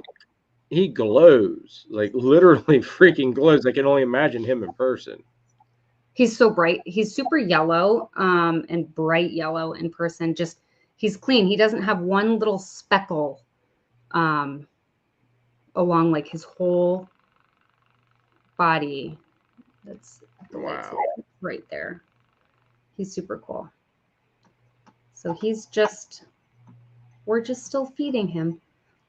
He's a good eater though, so that's good. How big is he right now? Like 350, 400, somewhere in that neighborhood? He weighs, hold please. Oh, damn, you got the scale right there too. You are all set up. Always here, yep. 484. 484. All right. I was say he looked like he had some size to him. So he's a good boy. He's super cool. He's just a great personality, great little snake. Totally trust him. He's super awesome possum. Those are the projects I'm working with. Mandarin a lot. I want to get Mandarin into a lot of things. Puzzle and Desert Ghost and Hypo. I also have some Ultramel. Sorry, I don't have any Ultramels. I have Het Ultramels, but I have like really, really, really pretty black head, yellow belly, Het Ultramels, Posset Pieds that I'm pretty sure will prove Cat Pied. And so eventually I want to put Mandarin also into all of that. I mean, everything will kind of go together seamlessly, hopefully. If I plan it all correctly, it'll all go together. She's so many pretty things. Brianna likes him. Charlie, what's up, dude? Good to see you.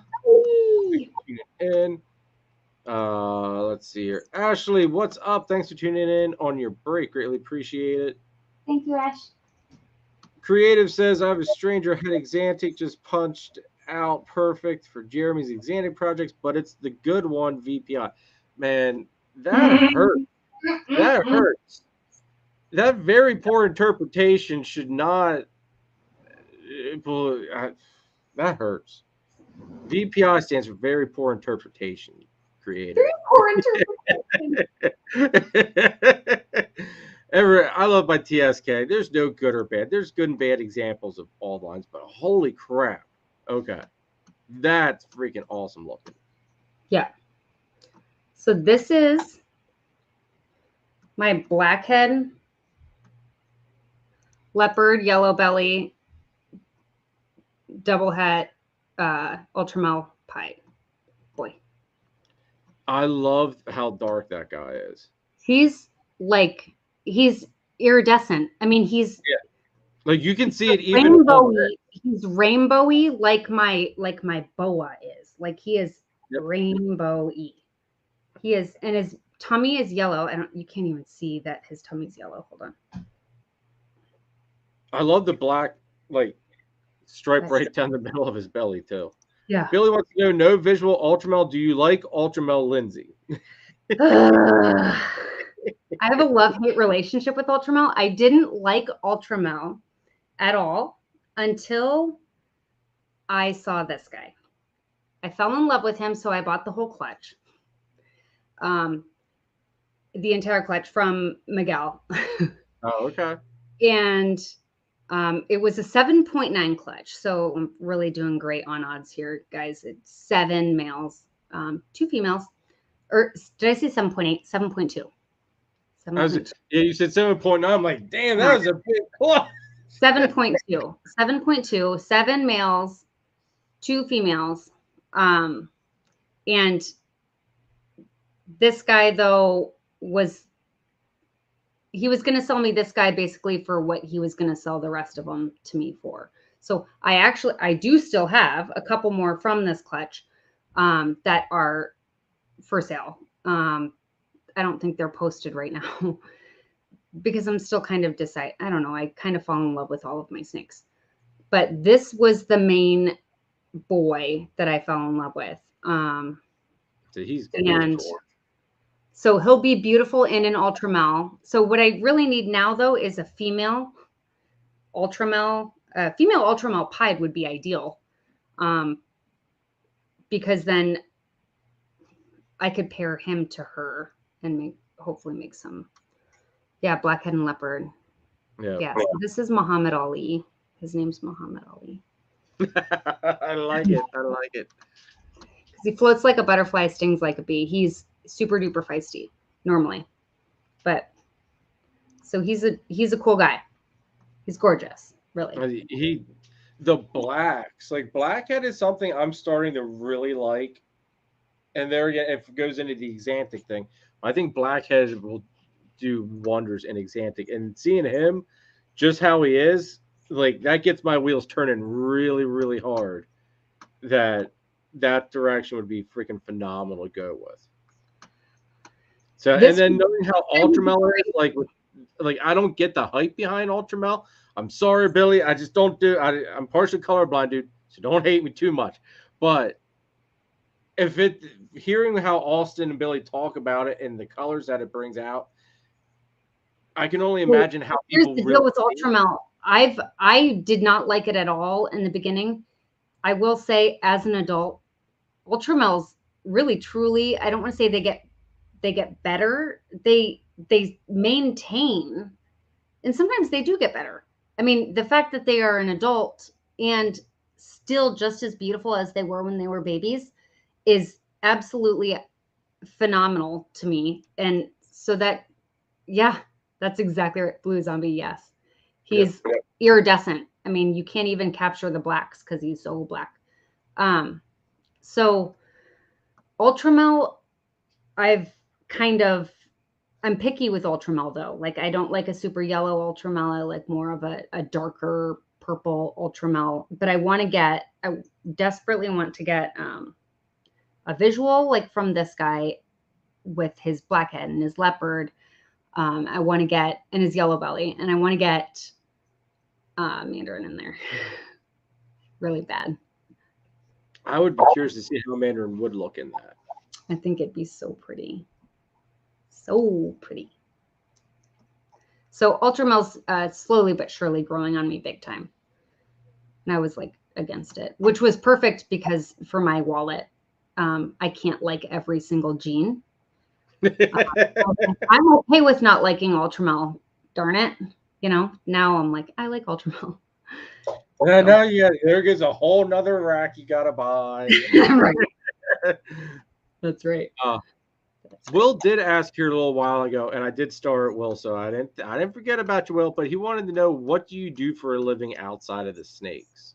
Outside of snakes, so right now I am doing kind of just like odd job type things, like helping. So what I used to do was like build furniture. So my whole garage was an entire wood shop, and I used to build furniture. Yeah. So, and then after that, I was working in a jewelry store. So I was working in retail, which was like just too much with, I'm a single mom. I've got my daughter 100% of the time.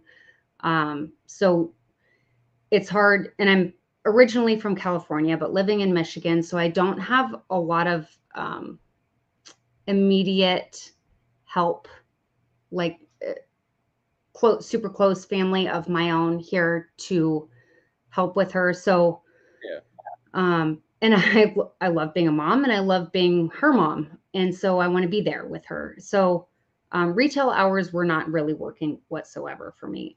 So I have now just been doing like odd job type things with, like, lately I've been working with a girlfriend who's redoing her house. She bought a total fixer. So I'm helping her clean it out and helping her organize, like basically redo her entire kitchen, picking out countertops, picking out faucets and, you know, fixtures and light fixtures, having it all be cohesive, and which walls to knock out, helping her figure out which walls are load-bearing walls. I redid the entire bottom level, basically, in my entire kitchen myself, in my house that was built in 1850. So that wasn't an easy feat. So I did all of that on my own with Juliana. Juliana helped me. She was like 4 at the time. I'm like, take this hammer to my tile floor. She loved it. It was perfect. So it's all been just kind of a learning process. So that's, and I've got the mulligans that are like Juliana's second family. So love you guys for that, for sure. So that's what I'm doing. That's, excuse me for being blunt with this, but that is badass that you can do all of that. Like, I would be scared shitless to go and try to start like remodeling stuff. My wife said about knocking out the one wall up by our kitchen. Yeah, wouldn't it be nice if you could see the living room from the kitchen while I'm cooking? Yeah, that's what she wanted, to put a counter there, like a little bar thing. And I looked at her as like, honey, that is beyond my freaking capabilities. Plus, I was like, where are you going to put the fridge? Where are you going to put all the cabinets? Like, oh, no. That's beyond my capabilities. We're not touching it. So I give you props. Without you guys, us girls will just take a hammer to that wall ourselves. We'll grab a bottle of wine and we'll take a hammer and we'll start knocking out the wall, and we'll be like, oh shit, there's a heat vent that goes straight through. And I'm like, oh shit, this is a load-bearing wall. I'm like, is there asbestos? I mean, this is all stuff that I had to like learn all on my own because I had this fantastic idea of seeing my living room from my kitchen. But I figured it all out. Had to reroute the heat vent up into our bedrooms and like all through the entire, like everything. It was nuts. Took like 2 years, but we did it. That is just amazing, Lindsay. Like that, well, you Lindsay, either the handy woman. You either have to have the money to pay somebody to do it, or you have to figure it out yourself. That is very true. And I'm the type of guy that I don't like paying anybody for anything. Mm-mm. I'd rather do it myself if I can. Yeah. Which I is didn't have the money no matter what. So I figured it out. YouTube certified. hey, but you accomplished it. You did it. I did That's it. just awesome. I That's knew I had really all the tools anyways. I had all the tools in my garage anyways, because I was building furniture at the time. So that's kind of how, that's why I'm at where I'm at right now. So yeah. 37, Billy. I counted today. See, you missed it, Bill. You were a little late to the show, brother. But she went through. She counted. Yep, 37. It's almost like you're a busy guy or something. yeah. Billy, what are you Like, really what doing? are you doing Like, today? You weren't here at 8 o'clock? Like he acts like he's got like hundreds and hundreds of snakes he has to take care of. I mean, right.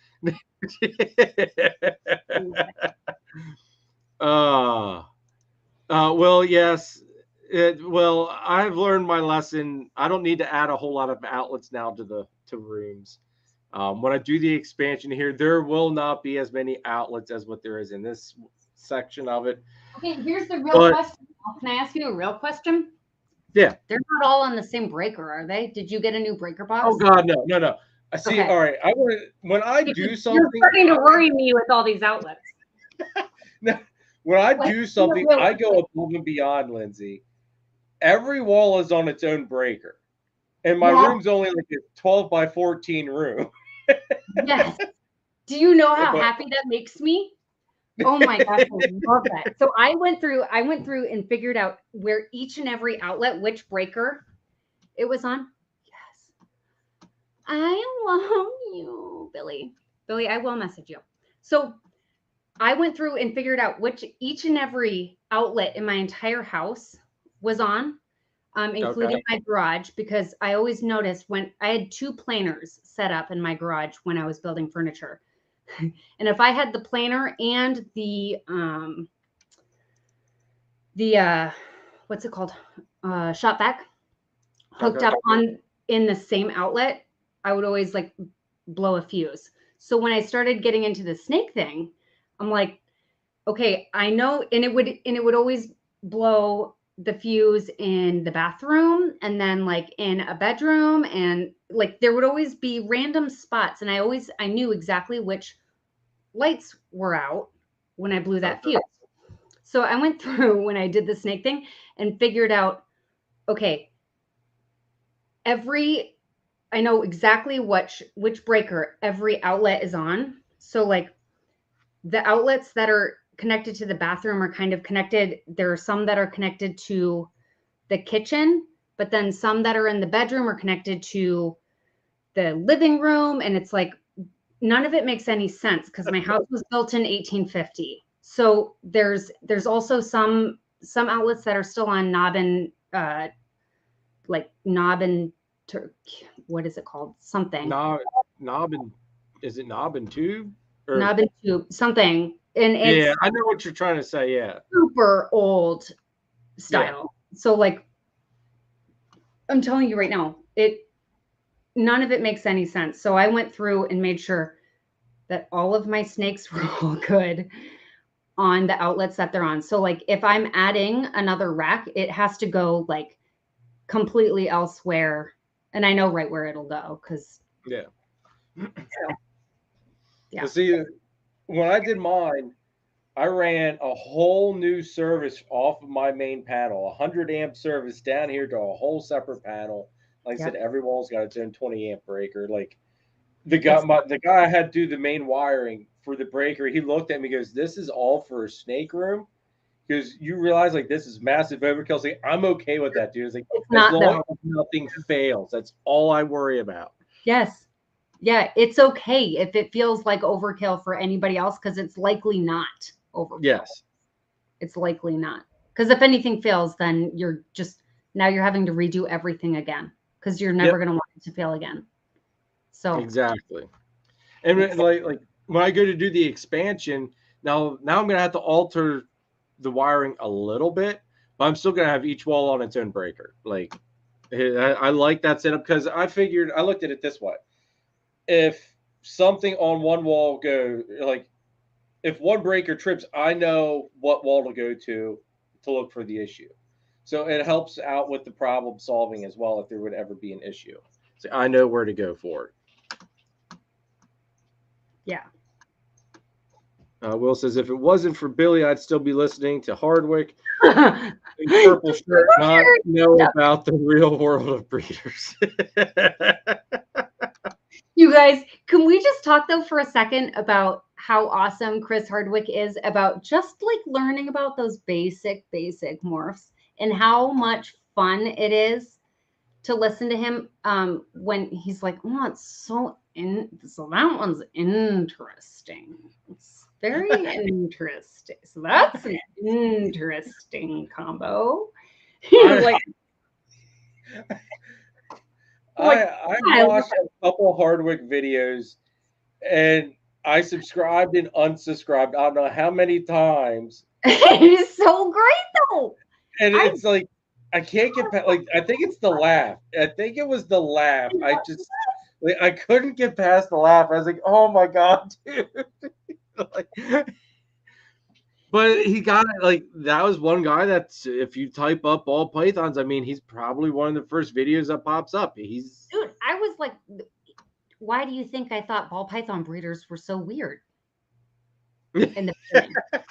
I was like, those people need to get friends or something. Like, I am never going to become a ball python breeder because these people clearly just need to like get out a little bit and meet people and talk to people in the real world. And then so no, that was me. I mean, I was definitely watching Chris Hardwick videos in the beginning, but I learned a lot. Okay, listen. That's the big thing is if you could take away good information from any content, like I hope people take away some good stuff from my content. I'm sure there's a lot of people like, God, that Jeremy guy, he's like annoying as all hell. But if they could take away something that helps them in the future, that's all I care about. That's really, truly all I care about. I'm sure that people are. I hope that people are. Probably not from this episode, but Hey, I'm learning a lot. I'm having a good time. I hope everybody else is having a good time. Make sure everybody hit that subscribe button. Go check out Lindsay on all of her on her Instagram and all that good stuff. Links are in the description down below. Go give her some love. Let's get into another subject though, because we're gonna go a little bit past, if you're all right, past 10 o'clock. I'll just suck it up and I might have to get to bed a little bit later after I pull this clutch I got to pull later on tonight. Pull the clutch on camera. Show everybody how you do it for the newbies. I don't have my camera guy here though. That's the thing. I always have camera guy Dom with me.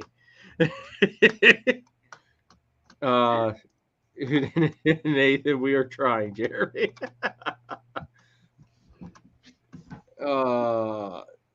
Jeremy taught me VPI is the king. Rob, if there's anything I taught anybody, it is not that. You guys are jerks. I love you all. All right. So what genes do you think complement Mandarin very well? And what genes do you think you need to stay away from when it comes to Mandarin?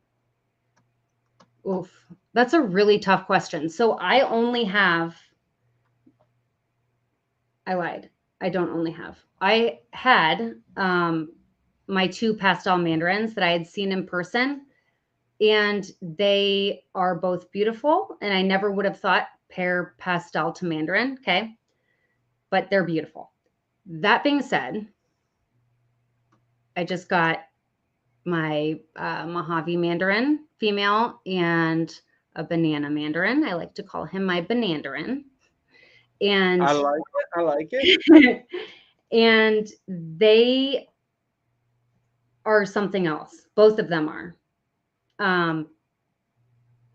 So are they the ones that are in quarantine? But I can pull them out if I don't pull anything else out. You want me to get them? All right. Is there anything you want to show off before you get those? Let me think. You just posted that Mojave Mandarin, I think, on Instagram, didn't you? Yeah, I definitely want to see that thing like live because that thing looks She's stunning. super pretty. She's super pretty. Charlie, what's up, dude? I posted everything. I mean, everything that I have, I post just like over and over again because I don't have a huge collection. So I'm like, maybe somebody will think it's a new snake this time. It's always just like the same old snakes. Same old snakes. But so hey, I can go grab I'm them though. I'll go grab one of them. Okay. Okay. That'll work. I'm gonna grab them.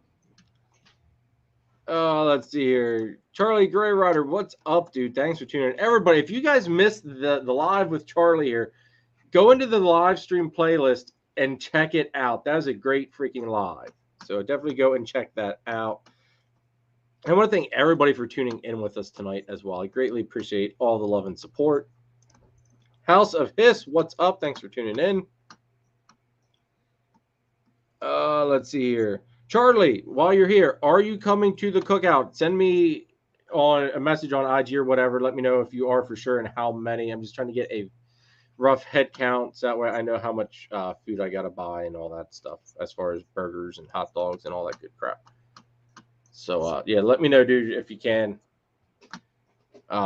Next week, everybody, I just get while Lindsay goes and gets some of those the snakes there. Next week we have Jeremy Bald of Bald's Exotic Reptiles joining us.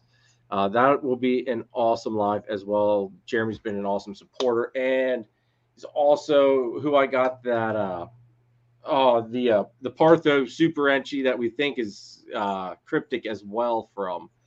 So I'm super excited to have him on, talk a little bit about what he's got cooking down there because he's got he works with so many different animals, ball pythons, other snake species, lizards. Him and Jeannie work like a whole bunch of different animal projects. It's really awesome. I'm really looking forward to working with that. Well, Charlie is the man. Opie is giving Paul some fighting lessons. Paul will be at the barbecue as well.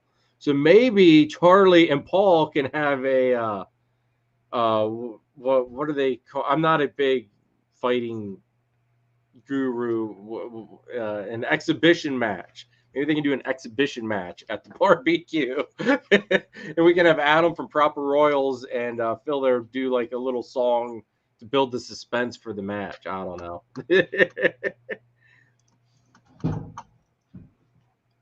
Okay, so here's the Mandarin.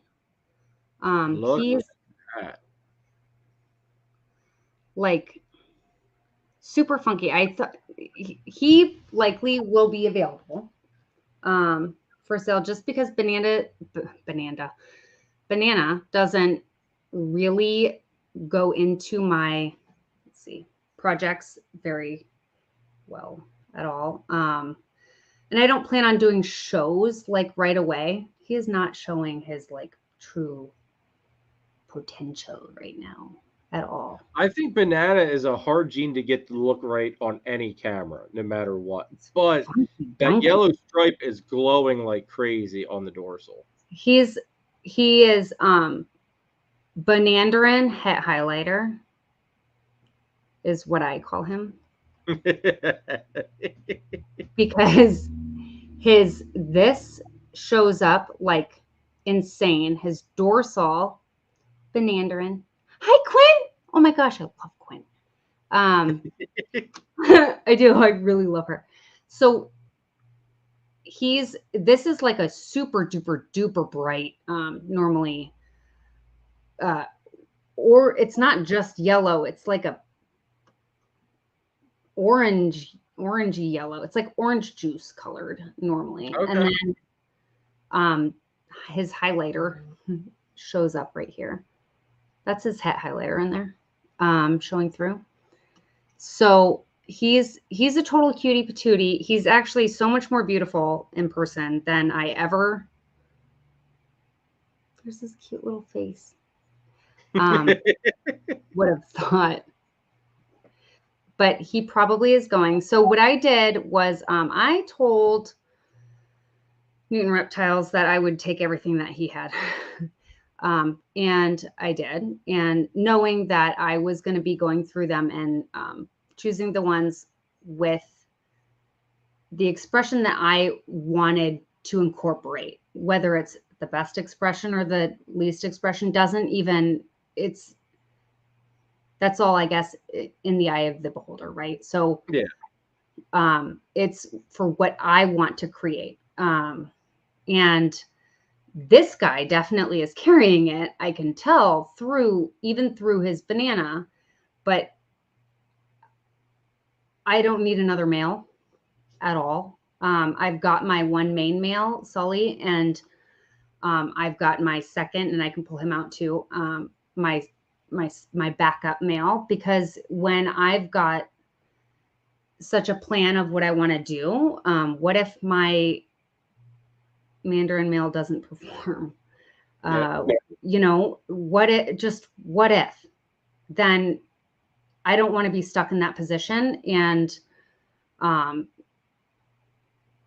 Newton Reptiles he's getting out of the business right now, and I can't afford a snake from TJ. So all of TJ's snakes originated from Newton Reptiles as well. So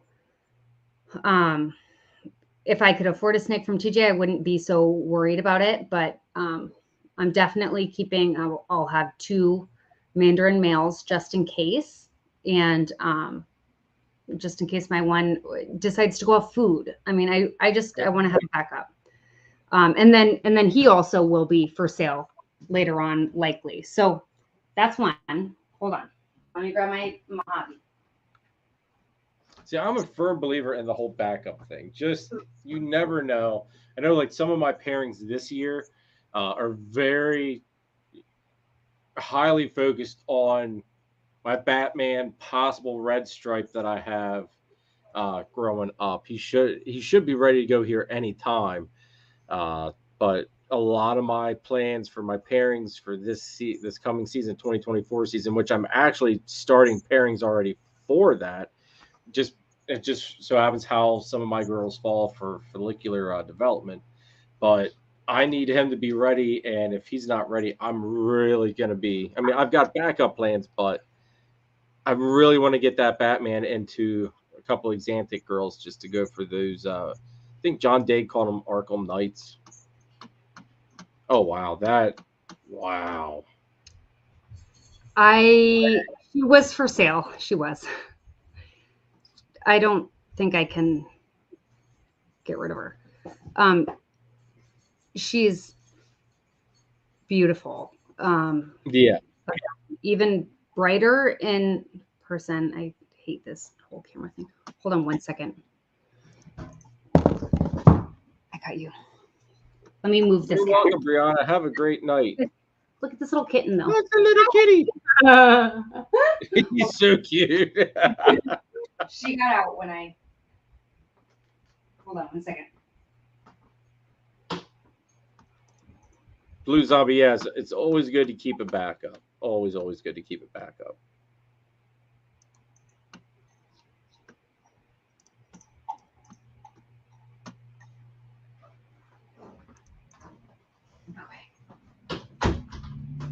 Okay, so this is the Mojave Mandarin girl. If I decide to part with her, it's going to be for a pretty penny, just because I got to make it worth it for me. But this girl is. I don't even like Mojave, you guys, to be honest. Which is why I was like, what a dumb idea. Why would you even want to pair Mojave to Mandarin? Nope, I'm sold now. So I love Mojave. And I love it with Mandarin. As I said, that looks very nice with Mandarin thrown into the mix. I mean, I like Mojave without it, but with it, that it definitely enhances it, adds some nice color to it. It makes it pop and stand out a lot more than just base. Yeah. She's something else. Blue Zombie says keep her. I want to keep her. So, which that puts me in a position, though, because financially I really can't afford to keep all of them. I bought them all with it, knowing that I would pick the ones I wanted, and in order to recoup some of that, I would have to sell some. So that would put me in a position where I have to sell my pastel Mandarin boy that I can also pull out right now and show you guys. So now you guys have to help me decide. Oh, you're putting us on the spot. Right? So let me go get my pastel Mandarin boy. All right. My backup. This is supposed to be a backup boy. So let's see.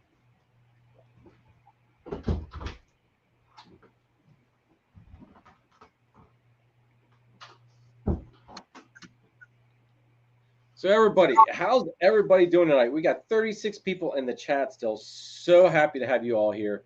You guys are having a wonderful night tuning in with us.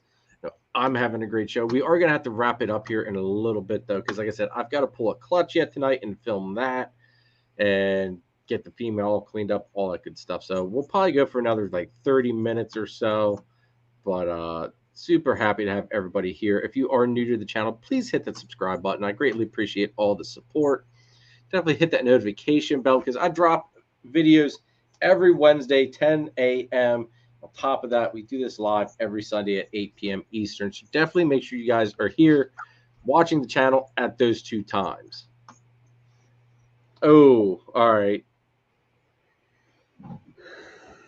I hate to tell you, Lindsay, I can just tell from looking at this one. I think you got to keep this one over the other one. That's my opinion. That Mojave's nice looking, but that's a male, right? Let's see. You're gonna adjust camera? Hold on. There we go. Now, is this one a male, right, Lindsay? This is a boy. And the other one was female.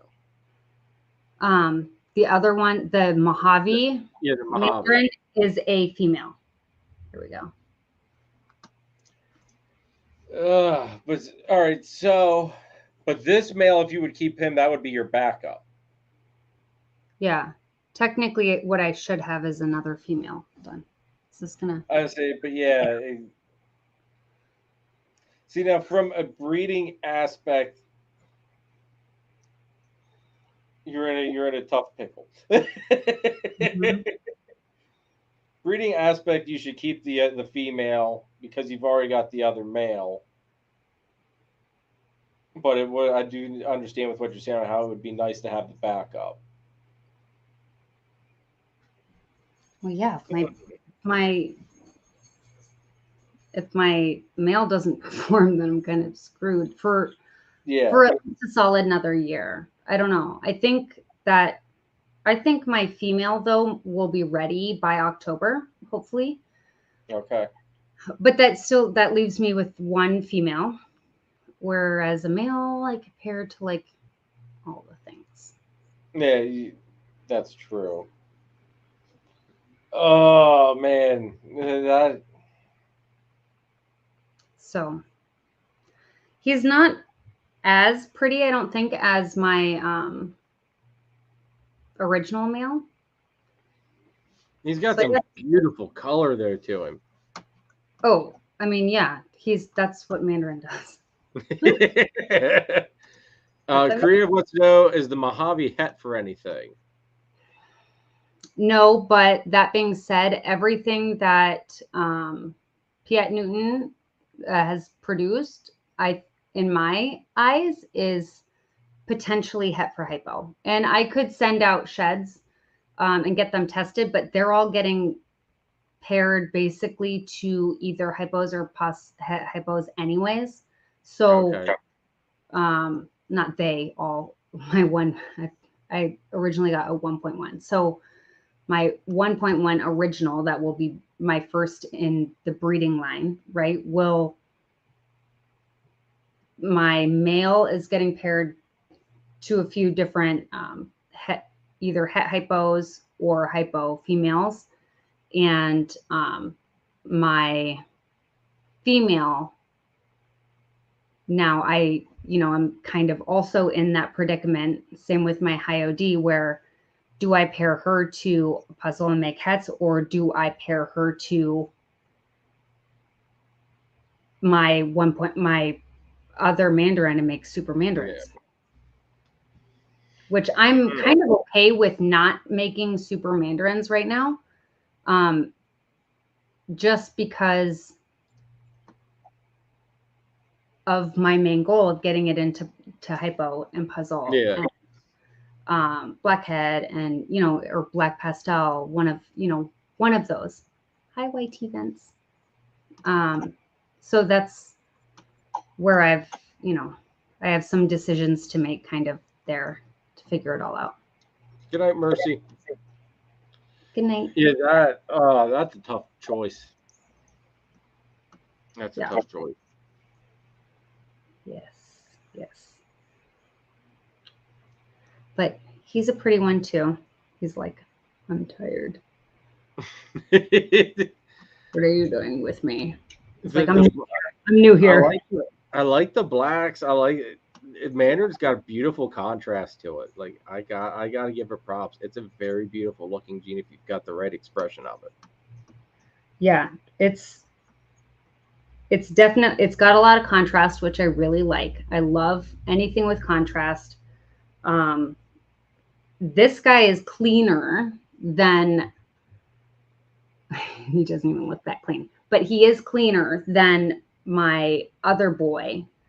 But he's also just an itty bitty tinge bit more yellow. Okay. I think that pastel in him is showing through a little bit more, just an itty bitty little bit, but not a whole bunch. I do feel like Sully, when Sully was this size, he was definitely a darker, deeper orange than this guy is. So it's fun and it's interesting getting them. Look at all his little heads, or like his little faces on here. 1, 2, 3. I see the one looks like that thing from Real Monsters, the guy that held his eyes in his hands. Mm-hmm. Maybe I don't know if everybody else sees that, but like that's what I see on the one alien head. Then this one's also from Monsters, where he's got the one eye. Yeah. Yep. Yeah, he's got some awesome little heads. Yes, YT, that is Mandarin. Mm-hmm. He's a pastel Mandarin. Yep. So, well, love you, buddy. I'm not going to you. Sean says, great show tonight. Thanks, Jeremy and Lindsay. You have an awesome collection. It looks like you're going to do great things with the Mandarin project. Thank you, Pied and Joy. I love that name, by the way. Pied and Joy. Get it, guys? See, Sean's an awesome dude, too. Sean's you would have gotten to meet him at the barbecue. So, Sean, you got to make sure you come to the next year so that way Lindsay can meet you, dude. Yes. You and your wife. 100%. All right, I'm going to put this boy back because he's technically... All right. And I don't want to get them all mixed together. No, you're good. You're good. Let's see here. Updates. Quick little minor updates for everybody while we wait for Lindsay to come back. Our carpet clutch is due to hatch here this week. I think it's the 15th, I do believe. It's like Wednesday of this week they're due to hatch. So we'll have the baby clutch cutting for the carpets here coming up in the near future. Clutch pulling tonight, as I mentioned earlier, that I got to film. Also, this week's video will be the I'm going to call it, like, we had our first, I'm going to say failure. It's really not on us, but our big downfall for the season so far. And I don't know, since we've been breeding anyway, but it's an eventual for everybody, I feel. Jamie, the barbecue is at my place. It's July 1st. In Pennsylvania. Yep, in PA. Yep. All right, Lindsay, we've got a whole bunch more questions, but we're gonna go through a couple of things yet, and then I'm gonna wrap it up hopefully around like 10:30ish if you're okay with that. Yep. And I might decide to bring you back on again. Yeah. Do you work with what other species do you keep, or plan on even breeding possibly? I have a boa and I've got a hognose. My daughter really, really wanted a hognose, and we got one. I can tell you right now, we're not going to be breeding hognoses at all. I feel like they're, I don't want to say like, thank you, YT events. I think that hognoses are very confusing for me. They're like not exactly the brightest animals. I feel like I don't know how they survive in the wild. I'm confused about that on their own. Like there's no possible way that an animal that like spacey could survive in the wild. That being said, he's super cute, super nice. But then I've also got my boa who's back here, which he's not out right now. Usually he's out. I put his light on so he would come out, and he didn't. But he's an IMG, hypo IMG. He's super pretty. I said IMG is the one gene in boas that made me love boas. Like that's my weak spot with boas is the IMG stuff. Yeah. So I wanted something that I wouldn't breed. I knew that I wasn't going to want to breed. And I wanted something that I could put back. I missed having something in a visual enclosure. I mean, I missed seeing my snakes. I had a hard time picking which snakes I wanted to, which ball pythons I wanted to put into a visual enclosure. Picco's the perfect one because I'm not kidding when I say I would come home and he would come right out of his hide and like coming to say hi. I mean, when I say he's like a dog, he's like a dog. But he's now in a bin, and after getting into the industry, having just a pied like to watch to come out is kind of like, I'd rather have, one of my, like a puzzle or like, something very cool to come out. And most of them, hi Wiz, they don't really come out as much as boas do. So I thought I want something, and I wanted something. I wanted to work with a bigger species, and I definitely did not want a retic, and I definitely did not want a berm. I wanted something bigger than a ball python. So you need one of these, Lindsay. You need one of these. Okay, I'm not kidding when I say though. Actually, it was between a carpet or a boa, and Chris Hernan has a couple boas, and so because he was thinking about getting into breeding, and so when I saw that he had listed his couple boas, I was like, I know where I'm going. I mean, that was an easy. I knew I could trust who I was getting it from. I knew it would be a clean collection. Everything. So I've got his name's Bravo. He's a hypo IMG het call albino, but nice. He won't be bred. Probably, highly likely, he won't be bred. He's just a pet for me. A friend of mine that's in our PA breeder group chat breeds boas, and plus my buddy Mike breeds boas. And whenever I see the mess left behind from a boa like a boa litter, it literally makes me like. I told him today because he posted a huge litter, knocked it out of the park with the litter apparently. But I just saw the mess. I was like, dude, that just makes me want to like think of it. Just makes me want to gag thinking of trying to clean that up. Like it can't smell good. It can't smell good. It can't. That's like I mean, literally, it's like cleaning. It's like dropping an egg on the floor and trying to clean it up. Yeah, that would just. I get grossed out just cleaning up an egg, a chicken egg, off the floor. So no, thank you. I'm good. That freak like. I am not squeamish by any means, folks. Like I can butcher a deer, field dress, and like all that stuff. I can do it all. Doesn't affect me whatsoever. But just the thought of cleaning up that goopy mess, from a boa litter. Just nope, we're done there.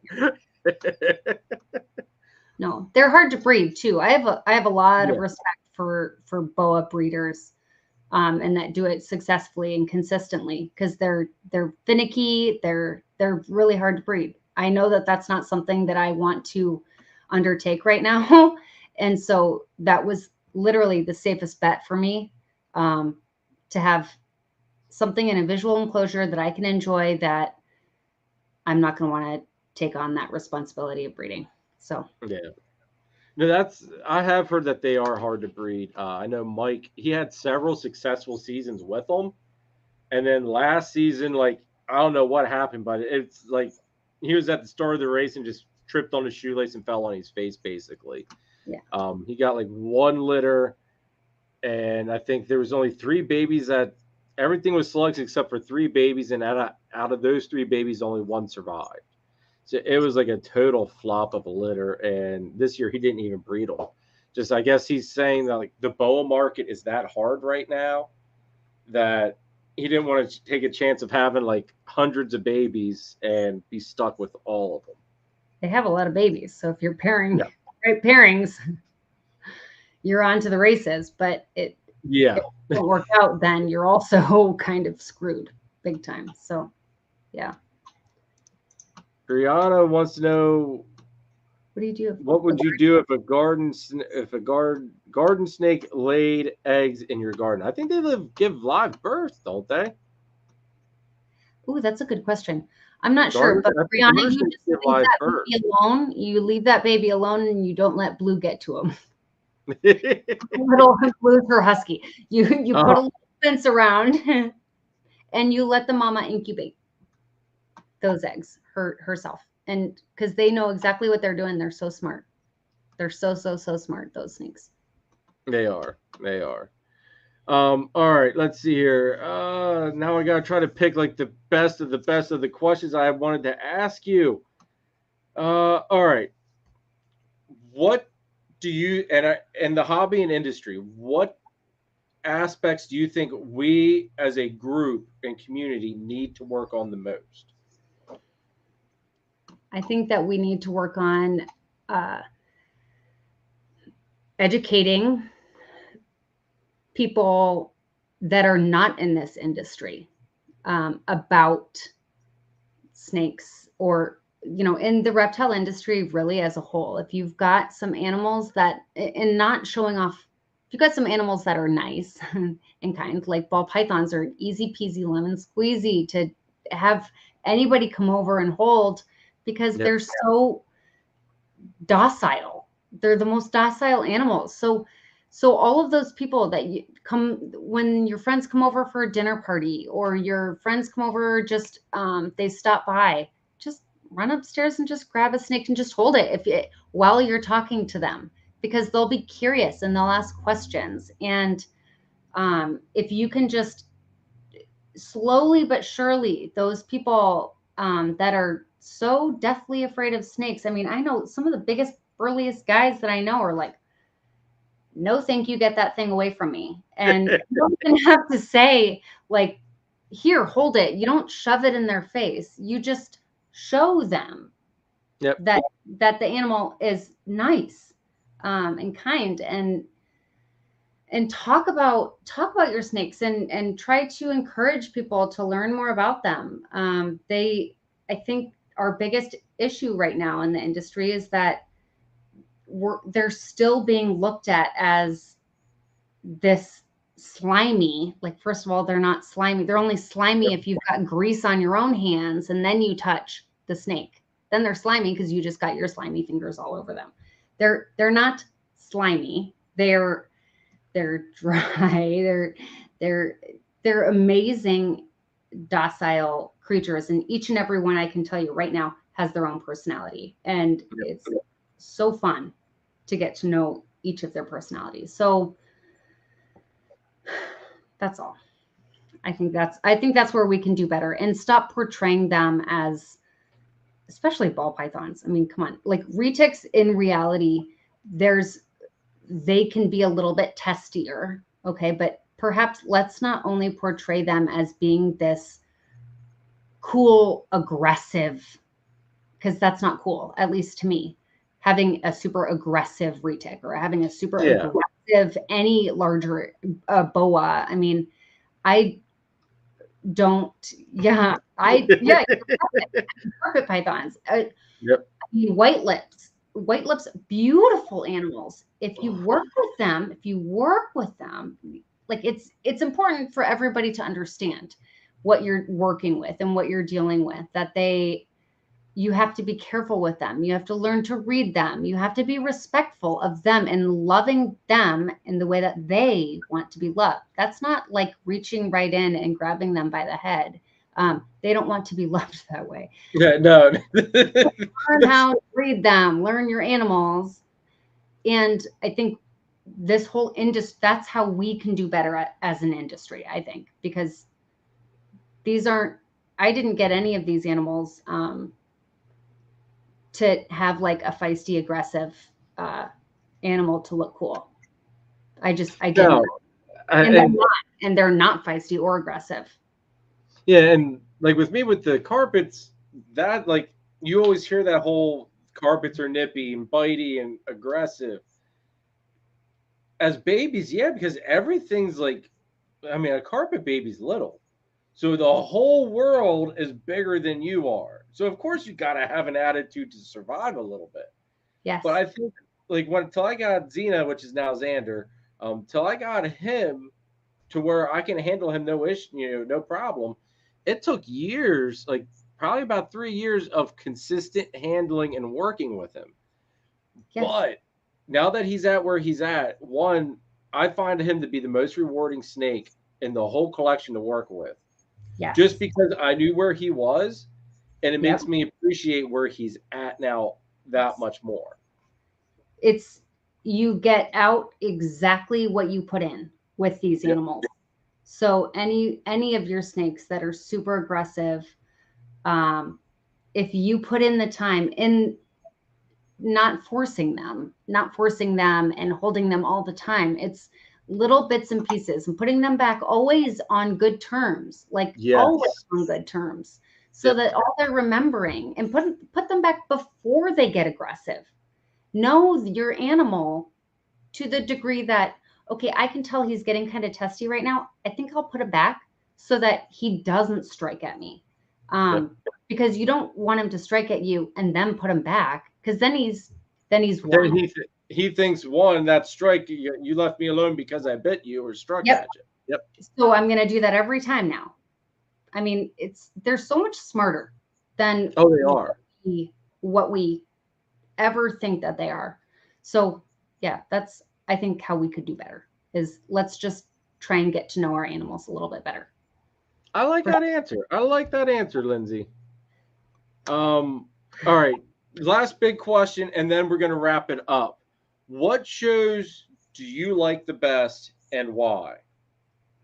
Okay. I'm going to have to go with, I probably get the most knowledge and like inside, incline. So I get the most knowledge out of the Monday night with Mutation Creations with Billy.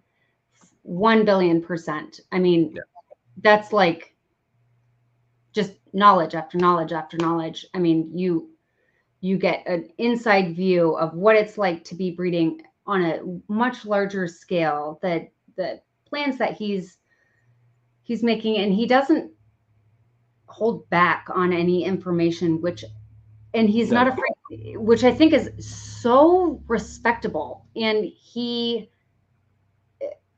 has no time for the bullshit. Really tells you exactly how it is. And I freaking love it, because that's, I mean, that's the most real.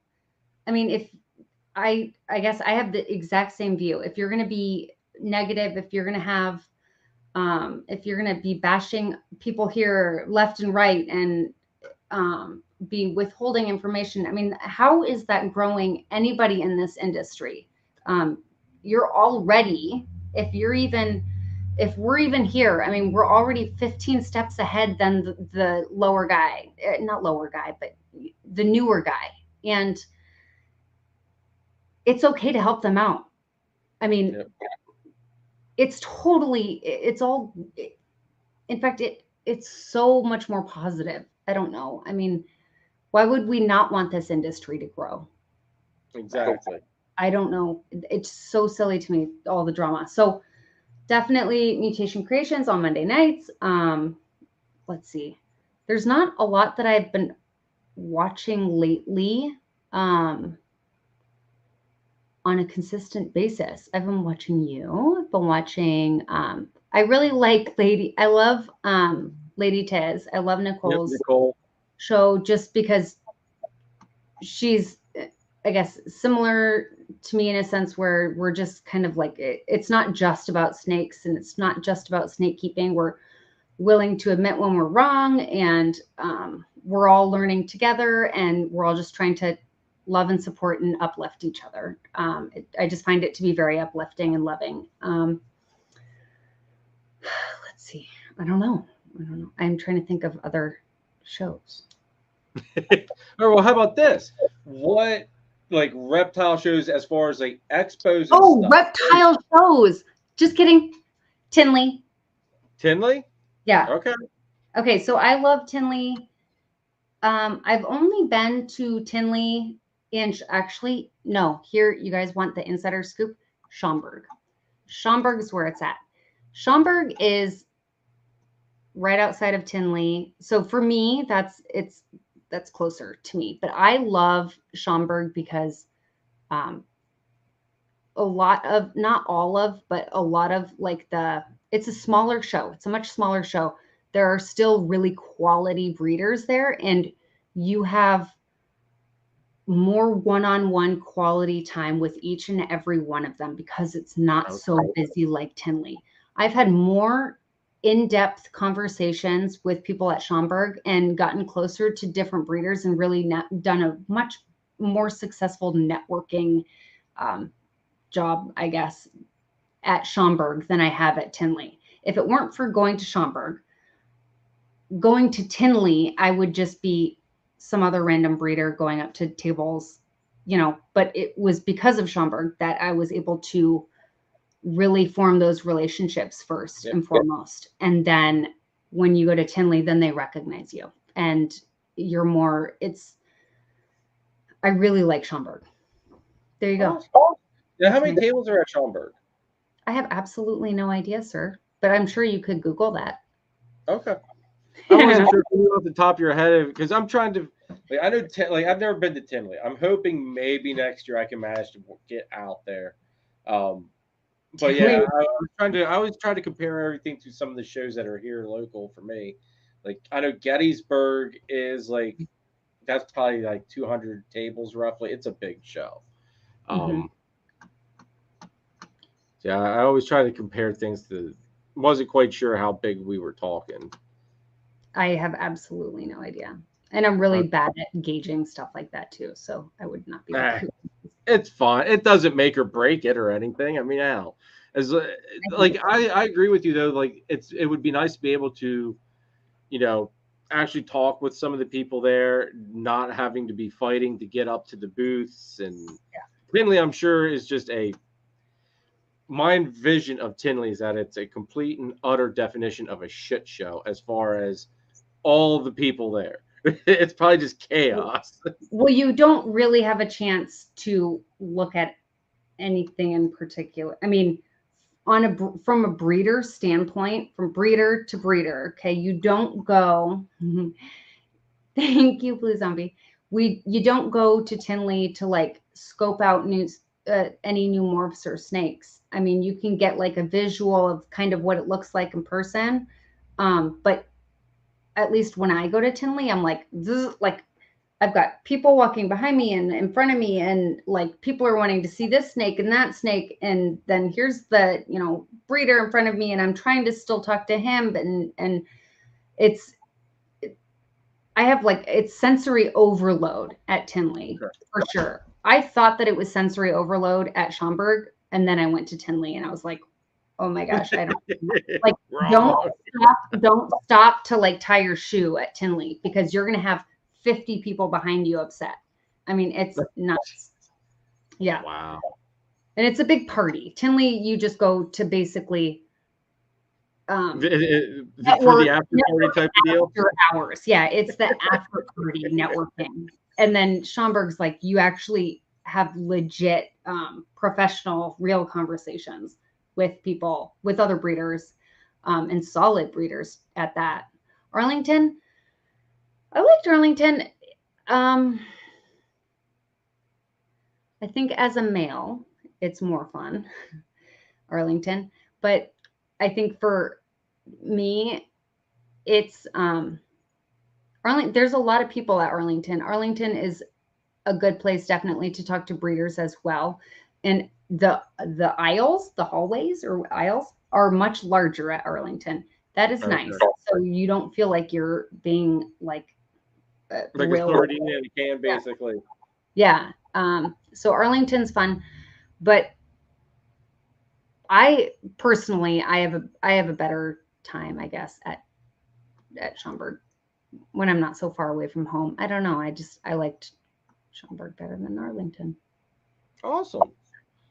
Well, everybody in the chat, do you guys have any questions for Lindsay before we wrap this episode up? I think we're going to have to bring her back because there's stuff I didn't get to go over. I'm sure I can come up with a whole nother list, and we can make a whole nother show here later on in this year.